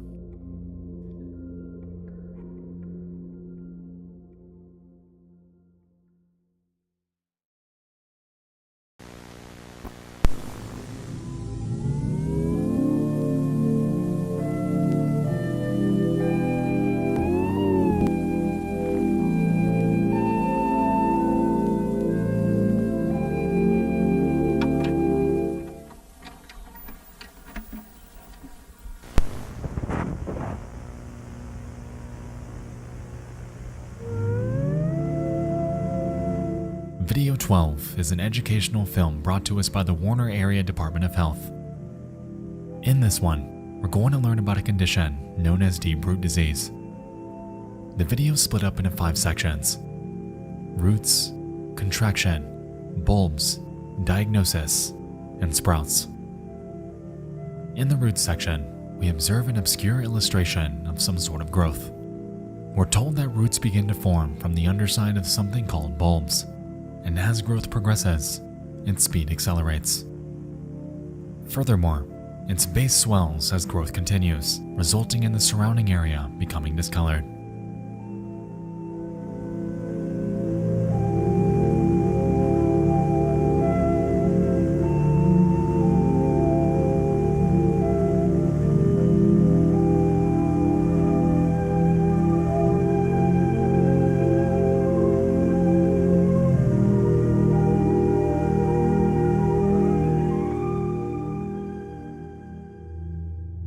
With this newfound context, we learn that this disease is biologic, driving home the point that this first illustration is taking place underneath the skin's surface. We learn that it progresses rapidly, and after making contact with bones, is able to spread freely. What exactly its effects are is still unclear.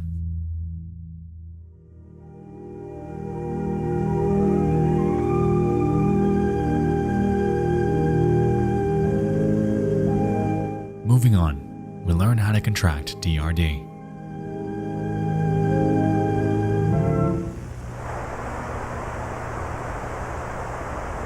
Here, though, the subject is, strangely, doing absolutely nothing.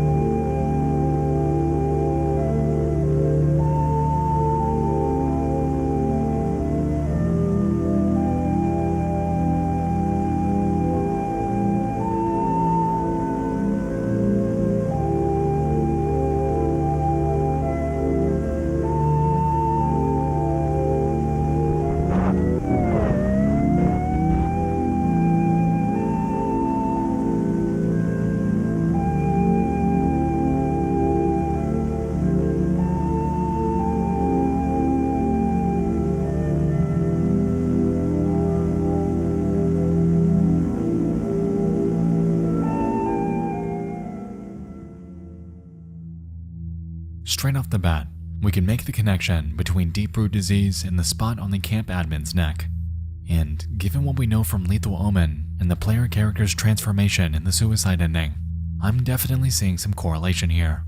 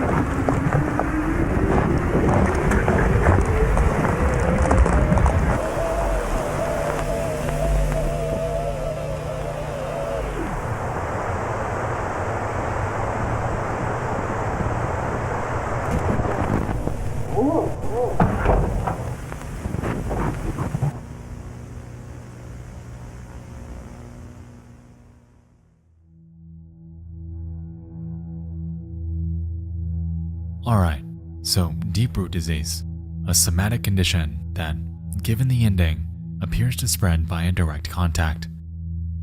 This video is pivotal because it breaks down a prior assumption about how these human transformations actually work. We initially assumed that woodcrawlers inhabiting victims' bodies were the only way they created fake people. However, in this video, we learn of something entirely different that ultimately results in the formation of new bones and shifting tendons.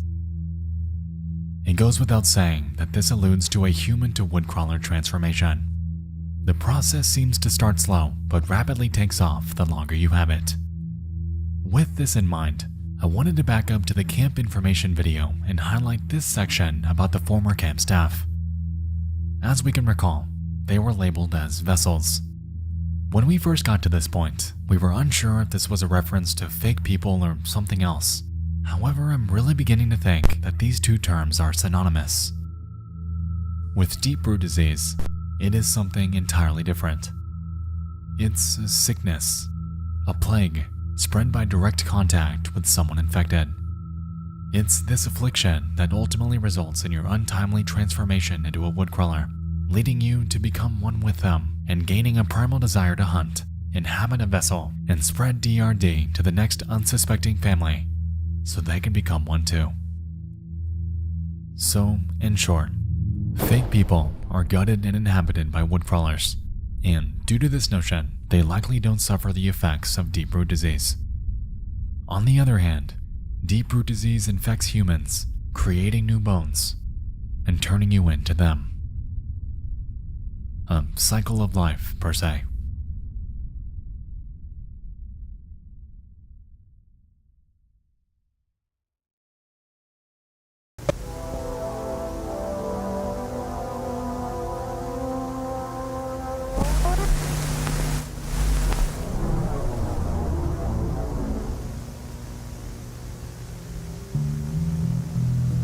Monthly progress reports. Our third venture into the world of Regnat computing. This one opens by introducing us to various Regnat staff, along with the project name for their AI technology. Following this, they take us through their major advancements through 4 sections: computer processing, predictive advancement, failure avoidance, and ACL communication. In the first, we learn that Regnat graphical capabilities have drastically increased, resulting in the ability to create 3D models like the ones we've seen in Lethal Omen. In the second, we learn of a breakthrough in their predictive advancement technology, which, given the name, seems to give insight into future events. Here, Regnat claims that its capabilities will soon allow their PCs to surpass every competitor within the next year. In Section 3, they tout their successful avoidance of technological failures. They credit this breakthrough to the so-called support and wisdom from their client, but who this client is currently unclear. And lastly, in the final section, they inform us that all communication between Regnat and their client have been recorded from the Artificial Computer Learning Monitor Room. That recording is as follows.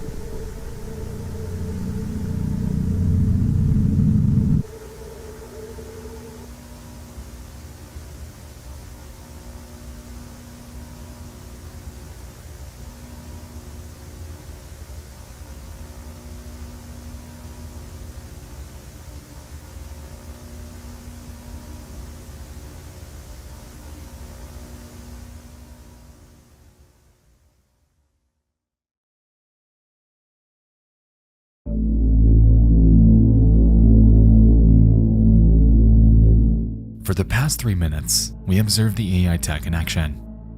Given that this time, we have a grander outside perspective on how things work, it allows us to formulate some key points. For one, we can see that the Regnat computers are becoming infected with the sprouts we saw in deep-root disease, hinting at the possibility that this mutation can spread through some medium of analog transmission. 2. We realize that they're on iteration 1417, meaning that they've nailed down communication to an art. 3. We understand that the ACO module feeds the client a prompt, transmitting it through various antennae on the outside of the building. And 4. The client, which is presumably of Iris origin, is responding, effectively opening a line of communication between humanity and these creatures.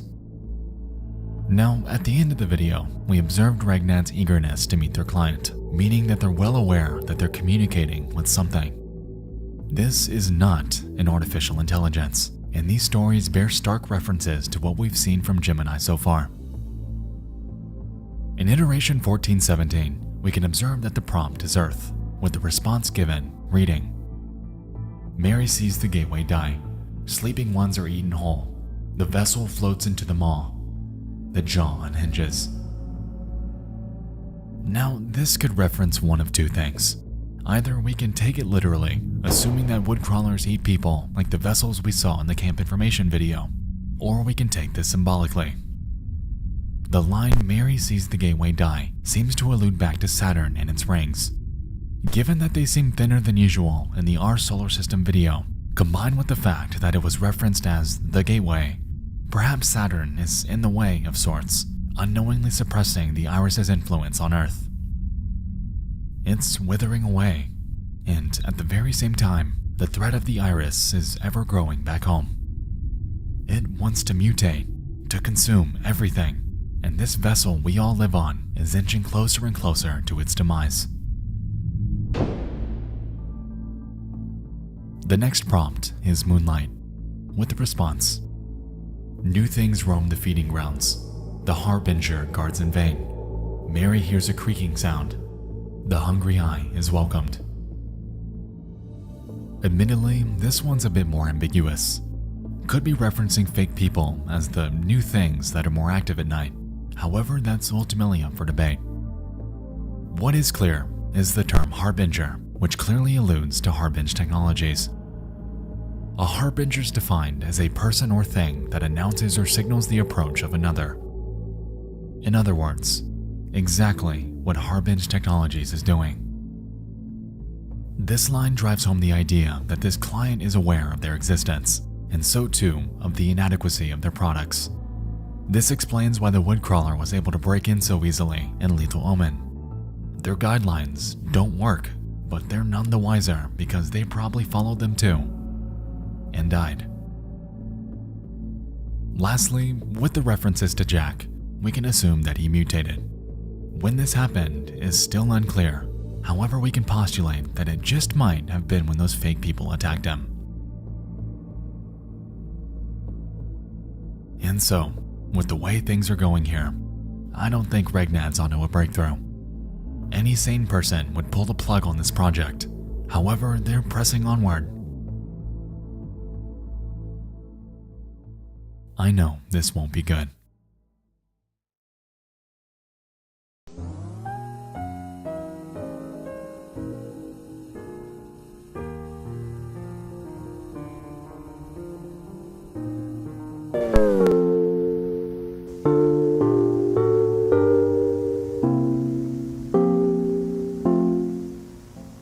Christmas Eve party. I love those. Here, we're placed into a 1985 Christmas Eve party at Moonlight Acres.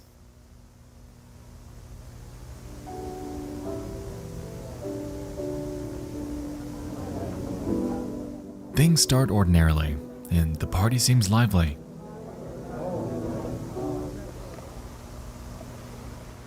The sun's going down though, and we all know what happens then.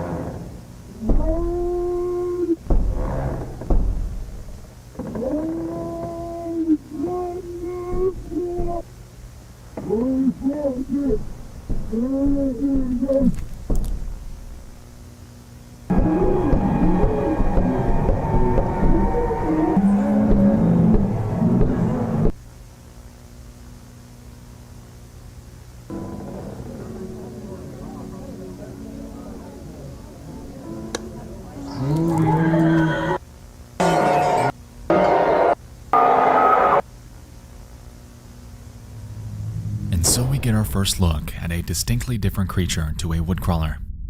Whatever this is incredibly large in size, with some sort of tentacles protruding out of its body.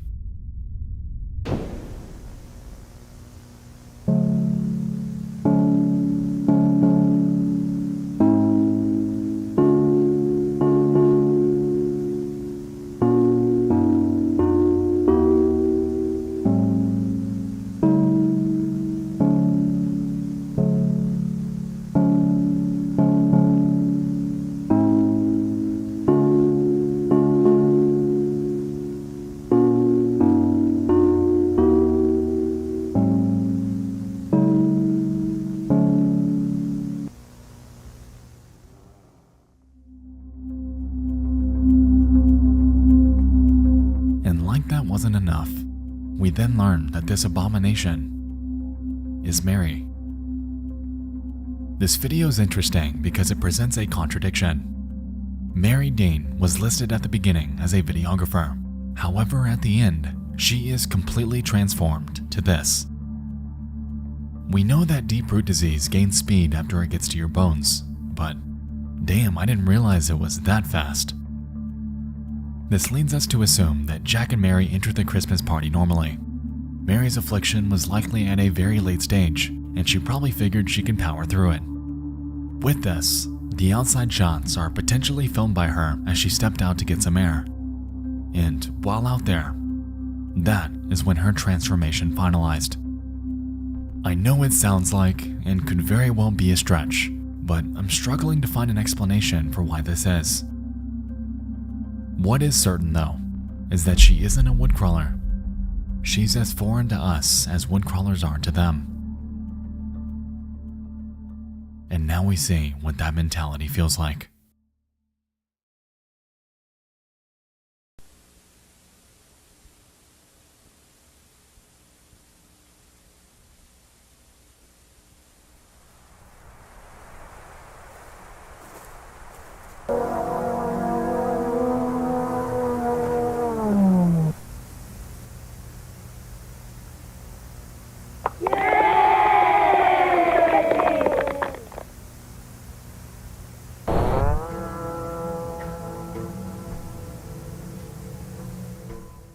Home Invasion Help, an educational guide by our good friends over at Optica Video.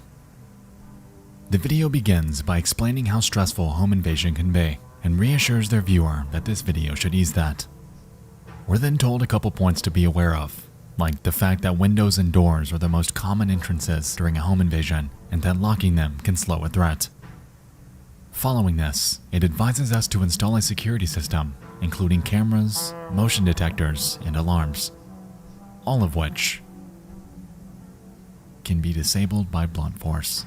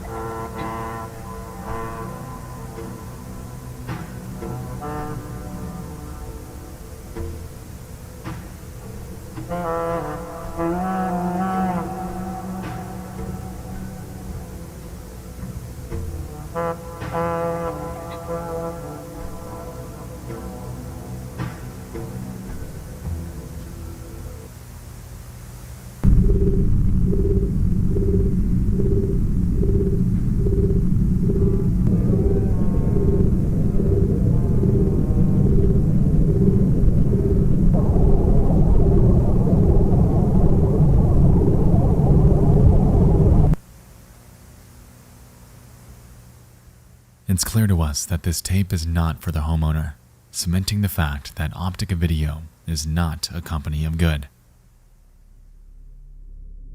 Interestingly, we now know the method of entry when woodcrawlers create fake people.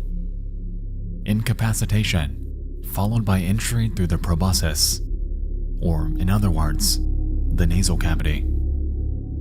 Now, quick side note. The reference to the proboscis is interesting because it's not something inherent to human beings. Interestingly, we also saw that woodcrawlers perceive humans as what appear to be mannequins, and perhaps their interpretation of a human nose is a proboscis. I don't know, could be a stretch, but that's what I took from it.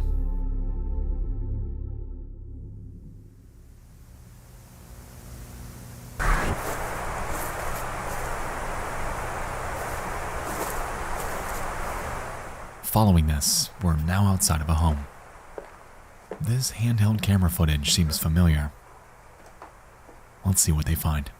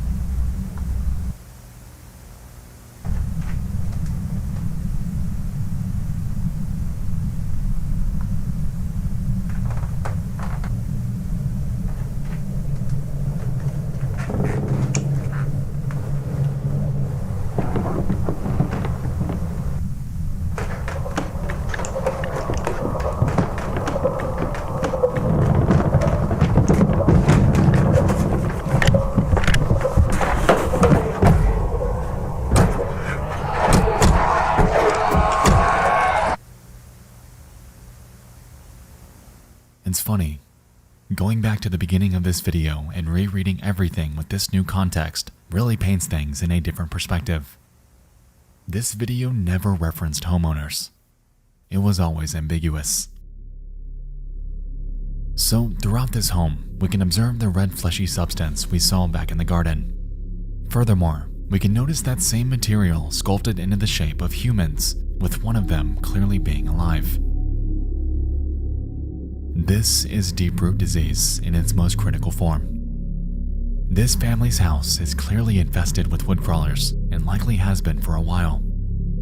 Alongside this, the disease was possibly all over their house without them knowing it, and after contracting it and having it run its course, we now see exactly what it does to you.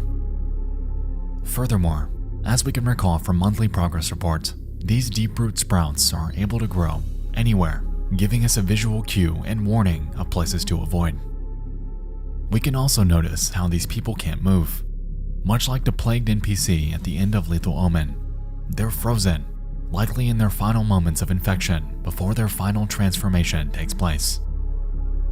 You're left in a vegetative state, unable to move, unable to feel, unable to speak.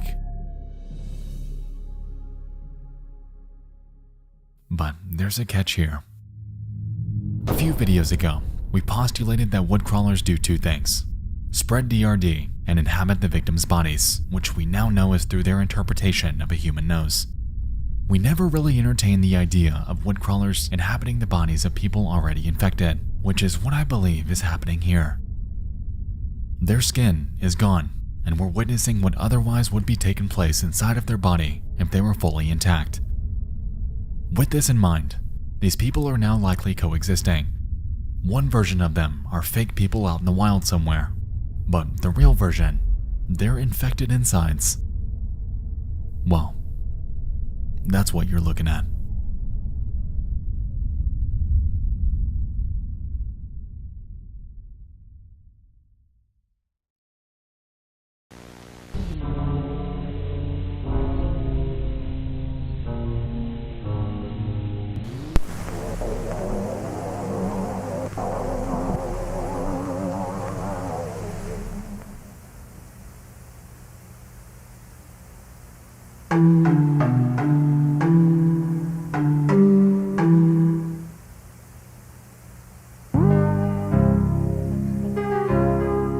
And so we make our way to the 16th and final video of Gemini Home Entertainment.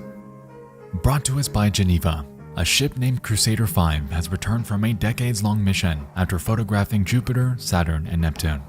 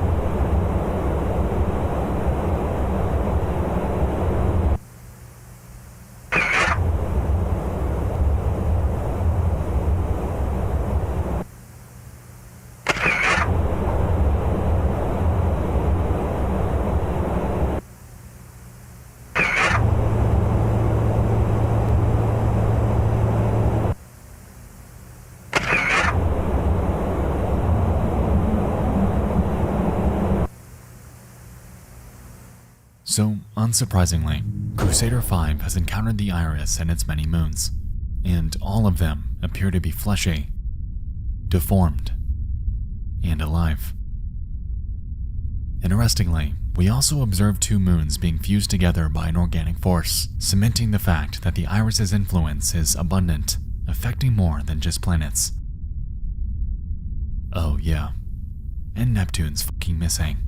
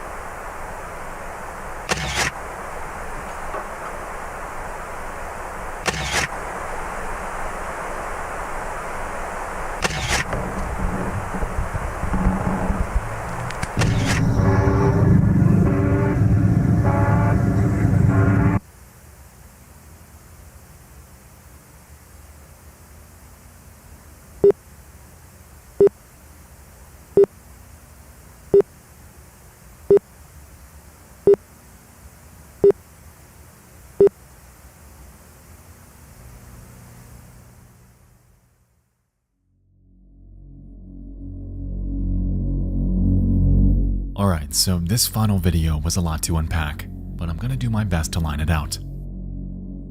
So here, we observed the inside of the iris, something that is unsurprisingly full of every cornerstone of a sentient being, with arteries, muscular fibers, and even what appear to be egg sacs. Before we get to what we saw at the end though, let's back up and establish what exactly this Crusader mission is. As we could say, it began in June of 1982. If the Moonlight Acres mythology is anything to go off of, then we know that the iris arrived in the solar system decades earlier. With this in mind, we can infer that this mission was reactionary. It's likely that astronomers noticed something happening with Neptune, with strange anomalies and movement not physically possible. And so, they launched the Crusader to venture out, take photographs of only Jupiter, Saturn, and Neptune, and report back with their findings. As we saw, the first stop was Jupiter. Here, everything was normal. The moons were there, Jupiter was there, and everything checked out. Upon moving to Saturn, the planet seemed okay. Crusader 5 then photographs 3 of its moons: Titan, Iapetus, and Chiron. Interestingly, Chiron doesn't actually exist, but the Crusader was still able to get a shot of it. It gets even weirder during this brief cut, in which we can read that the Crusader actually only photographed 2 of them. Anyway, moving on. We then make our way to Neptune. This segment only spans 2 months, and that's because Neptune is gone. During its hunt for this missing planet, it comes into contact with the various moons of Jupiter, Uranus, and Saturn that are all completely out of place and out of orbit. And following this, it then encounters the source of the problem: the iris. It's here where it's sucked inside and begins to photograph its interior. We then make our way through the esophagus and spine before approaching what the video calls its conscious mind. While inside, we then observe numerous scenes on Earth, including a DRD-infected person standing over a bed in early May, and either a transmission module or structure from Regnat Computing in late October. It's here where I'm led to believe that we're witnessing things through the lens of the iris. Somehow, the Crusader was able to link into its mind, observing the visual input that it's been processing. And finally, at the very end, we lose signal. The Crusader goes offline for 7 months, and from here, we can assume that it was then ejected somehow and made its way back to Earth. Well, either that, or it's still inside the iris. And the iris is the one making its way to us.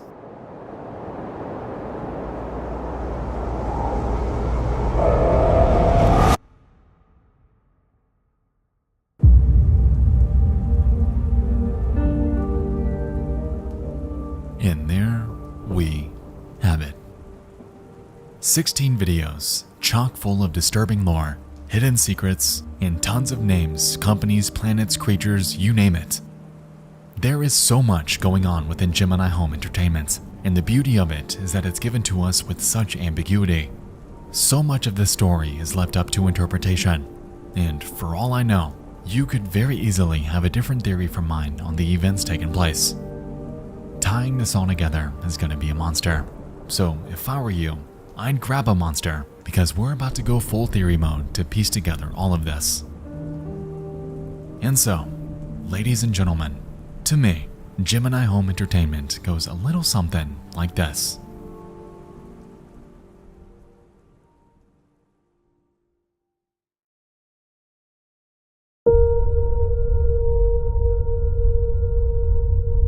Sometime within the millennium, a planet that we now know as the Iris enters our solar system, nesting its place between Neptune and Pluto.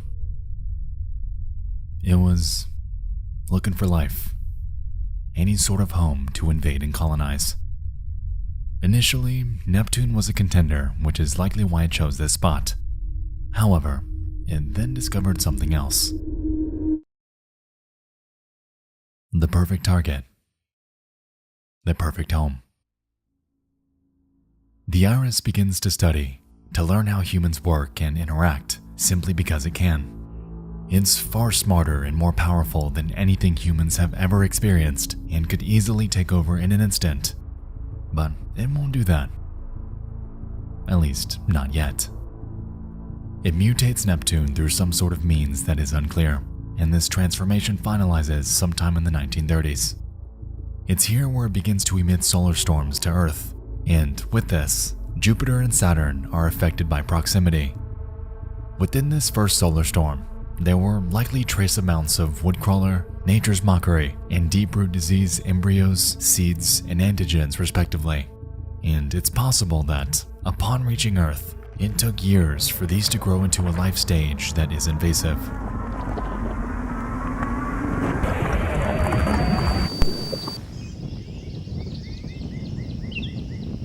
Deep within a Minnesota forest, woodcrawlers make contact with Earth.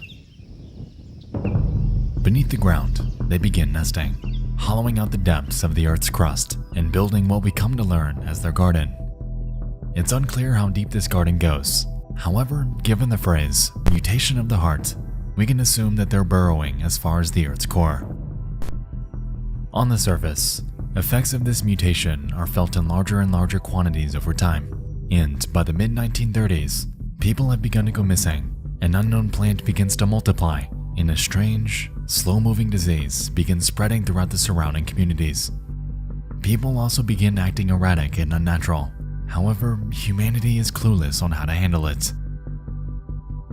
Word began to spread by the late 1930s as campgoers began reporting sightings of skinwalkers that we now know were most likely woodcrawlers taking the bodies of various animals.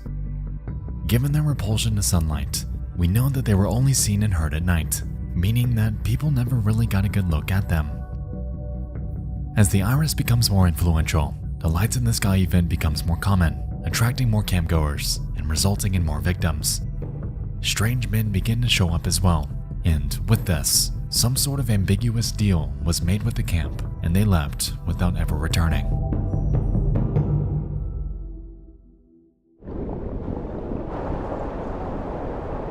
As these creatures in this foreign plague spreads, various companies begin studying and creating VHS tapes, all with a unique goal. Harbinge forms after the iris's threat becomes known, and they begin to create guides while engineering devices that they believe will help humanity survive it. Regnat, a highly competitive computer company obsessed with becoming a leader in technological advancement, becomes fascinated by the iris and begins manufacturing technology that can interact with it, thus resulting in the rapid progress of their titular AI. Geneva, a group likely composed of scientists, encounters anomalies deep within the ocean floor and decides to share their discovery, later landing them a space exploration deal in which they help launch a spacecraft called Crusader 5. Optica Video, an otherwise family-friendly company, at some point is taken over, resulting in their videos becoming manipulation tapes in favor of the iris. And caught between everything is Gemini Home Entertainment, a company that aims to document the mutation of Earth for archival purposes. They seem to be a neutral party, and this is likely why they accept all media about the iris, no matter the affiliation.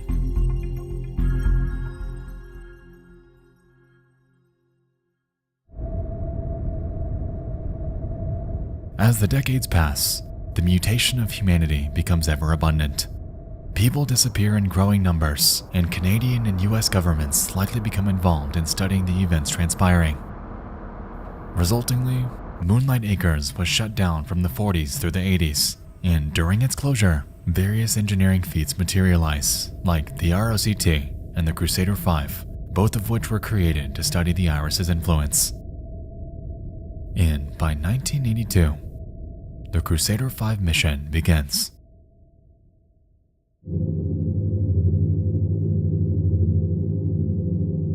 In June, it approaches Jupiter. Nothing is found, and everything checked out. 3 years later, it approaches Saturn, studying it from December of 1985 to January of 1986. Things too seem ordinary, until the Crusader finds a moon that shouldn't be there. Concurrently back home, Moonlight Acres reopens its doors in 1985, advertising burrow-free cabins and new measures in place to prevent woodcrawler influence. During that same year, they throw their first Christmas Eve party in celebration of reopening and a new outlook. However, this party abruptly ends due to Mary's transformation into an anomalous beast that has not yet been studied.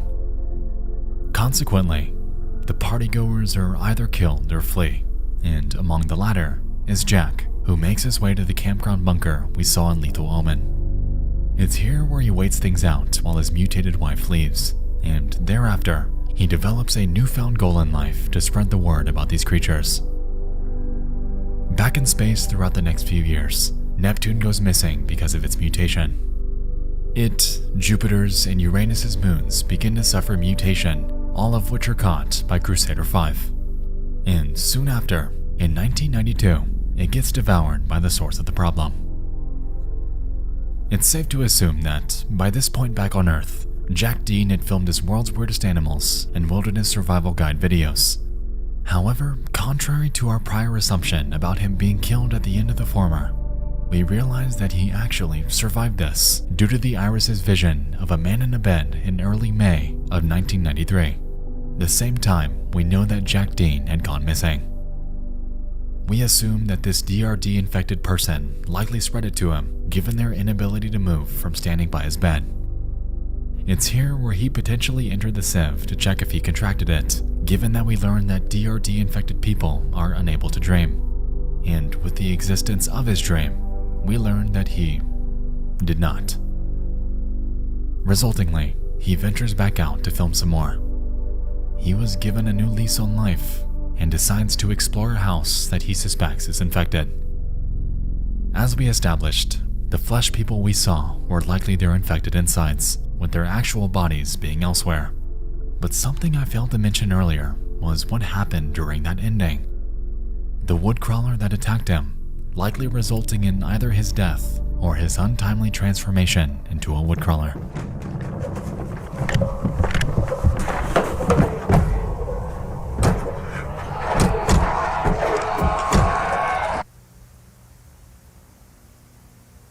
And this is only the story of Jack and Mary. Take this and multiply it by the population of Minnesota, the United States, the world, and we realize the monumental scale of the problem. Gemini Home Entertainment is but a small lens to what we can see. Now imagine what we can't. The claim that the Civ dreams did not predict the future was a lie. They were stockpiled in Lethal Omen for a reason.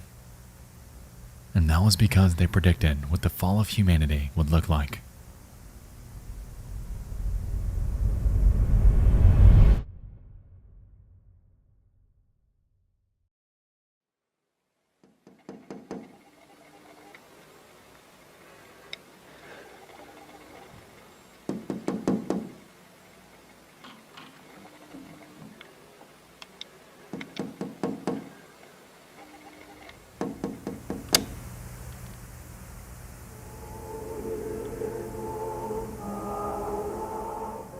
So, as fate would have it, something happened while I was chest deep in making this video. Part of an entirely new playlist called The Library, we have a new video titled Wretched Hands.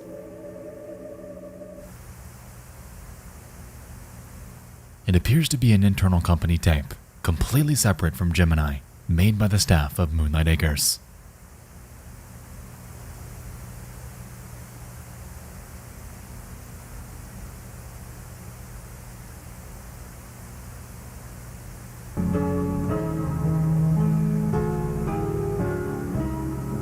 The opening shot takes place on Christmas Eve. Given that it was denoted as taking place 25 minutes before the first attack, we can assume that this scene is happening concurrent to the Christmas Eve party episode we saw a few videos back.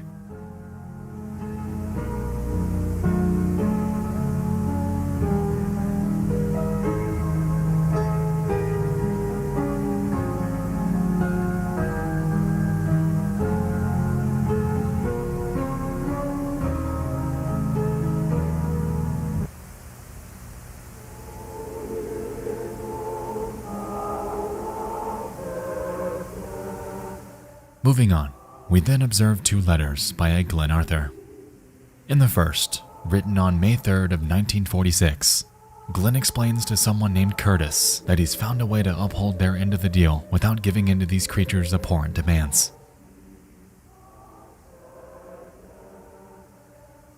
Curtis, come down to the camp this weekend. Fulton and I have devised a plan on how we can continue to uphold the deal without giving in to these beings' abhorrent demands. Richard has seen a bear lurking near the boys' cabins. We'll go out and shoot it. If the statue wants a sacrifice, it'll have to settle for this. I will be a pawn no longer. Curtis, I tell you this with complete certainty. If I could do it over again, I would never have made that deal. Glenn.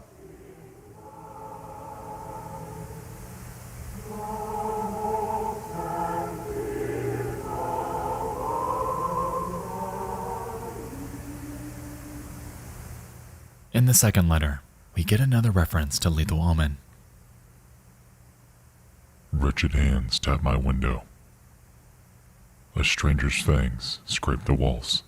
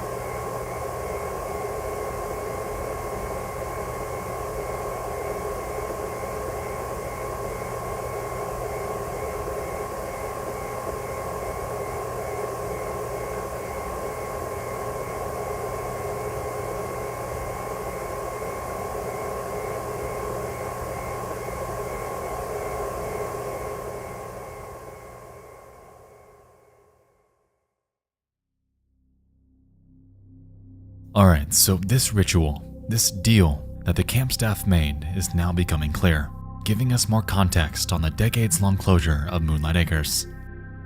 For starters, this Glenn Arthur person is implied to have had some sort of affiliation with the camp during its original run, and we can assume that he was authoritative enough to make a decision as big as the deal with the strange men from the 1930s. I'm led to believe that this deal involved the statue requiring annual sacrifices in exchange for sparing their lives. Initially, Glenn went along with it, fearing that if he didn't, he would meet the fate of the others who began to go missing during that same time period. By the year 1946, nearly a decade later though, he decided that he couldn't do it anymore. It was too much for him, and so he explains to Curtis that he has an idea to mitigate the burden of having to live his life at the expense of others. That idea is a bear. He's gonna offer a bear in lieu of another human being in hopes that the statue accepts it. But, of course, it doesn't. Regardless, the bear undergoes the same ritual process as humans would. However, with it, its transformation results in a mutated abomination. Initially, it still resembled a bear. However, with it came a newfound hunger that was insatiable. At this point, it's unclear if the statue purposefully implemented this method of absorption into this bear as some sort of retaliation, or if it's some sort of poetic coincidence. What we do know, though, is that people are still being sacrificed and molded into something otherworldly. It's just that, this time, they're becoming utilized as limbs for this monster that won't stop growing. So, as it turns out, Moonlight Acres did not shut down because of government intervention. There was a monster on the loose, and given that Christmas Eve party, nearly everyone was killed.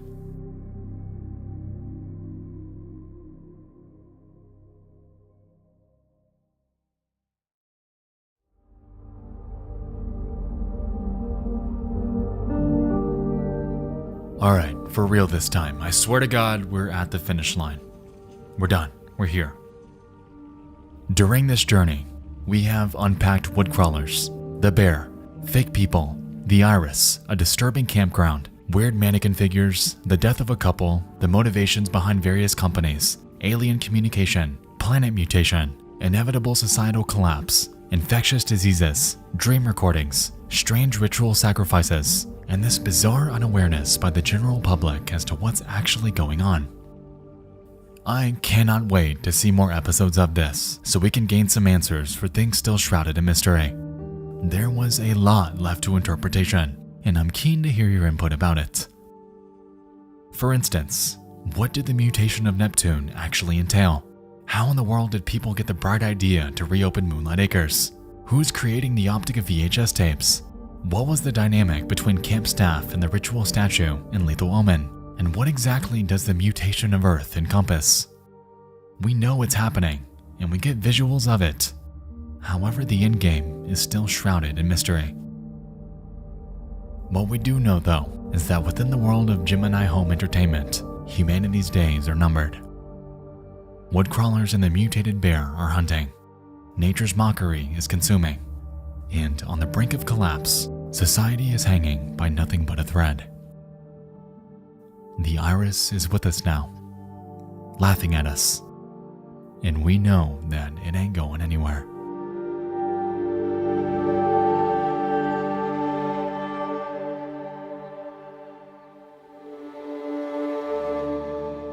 What began appearing to be a simple invasion story about creatures taking over humanity had blossomed into an incredibly dense alternate history full of hidden bits of lore to uncover, interactive elements, and ambiguity surrounding a company that we're still unable to fully understand.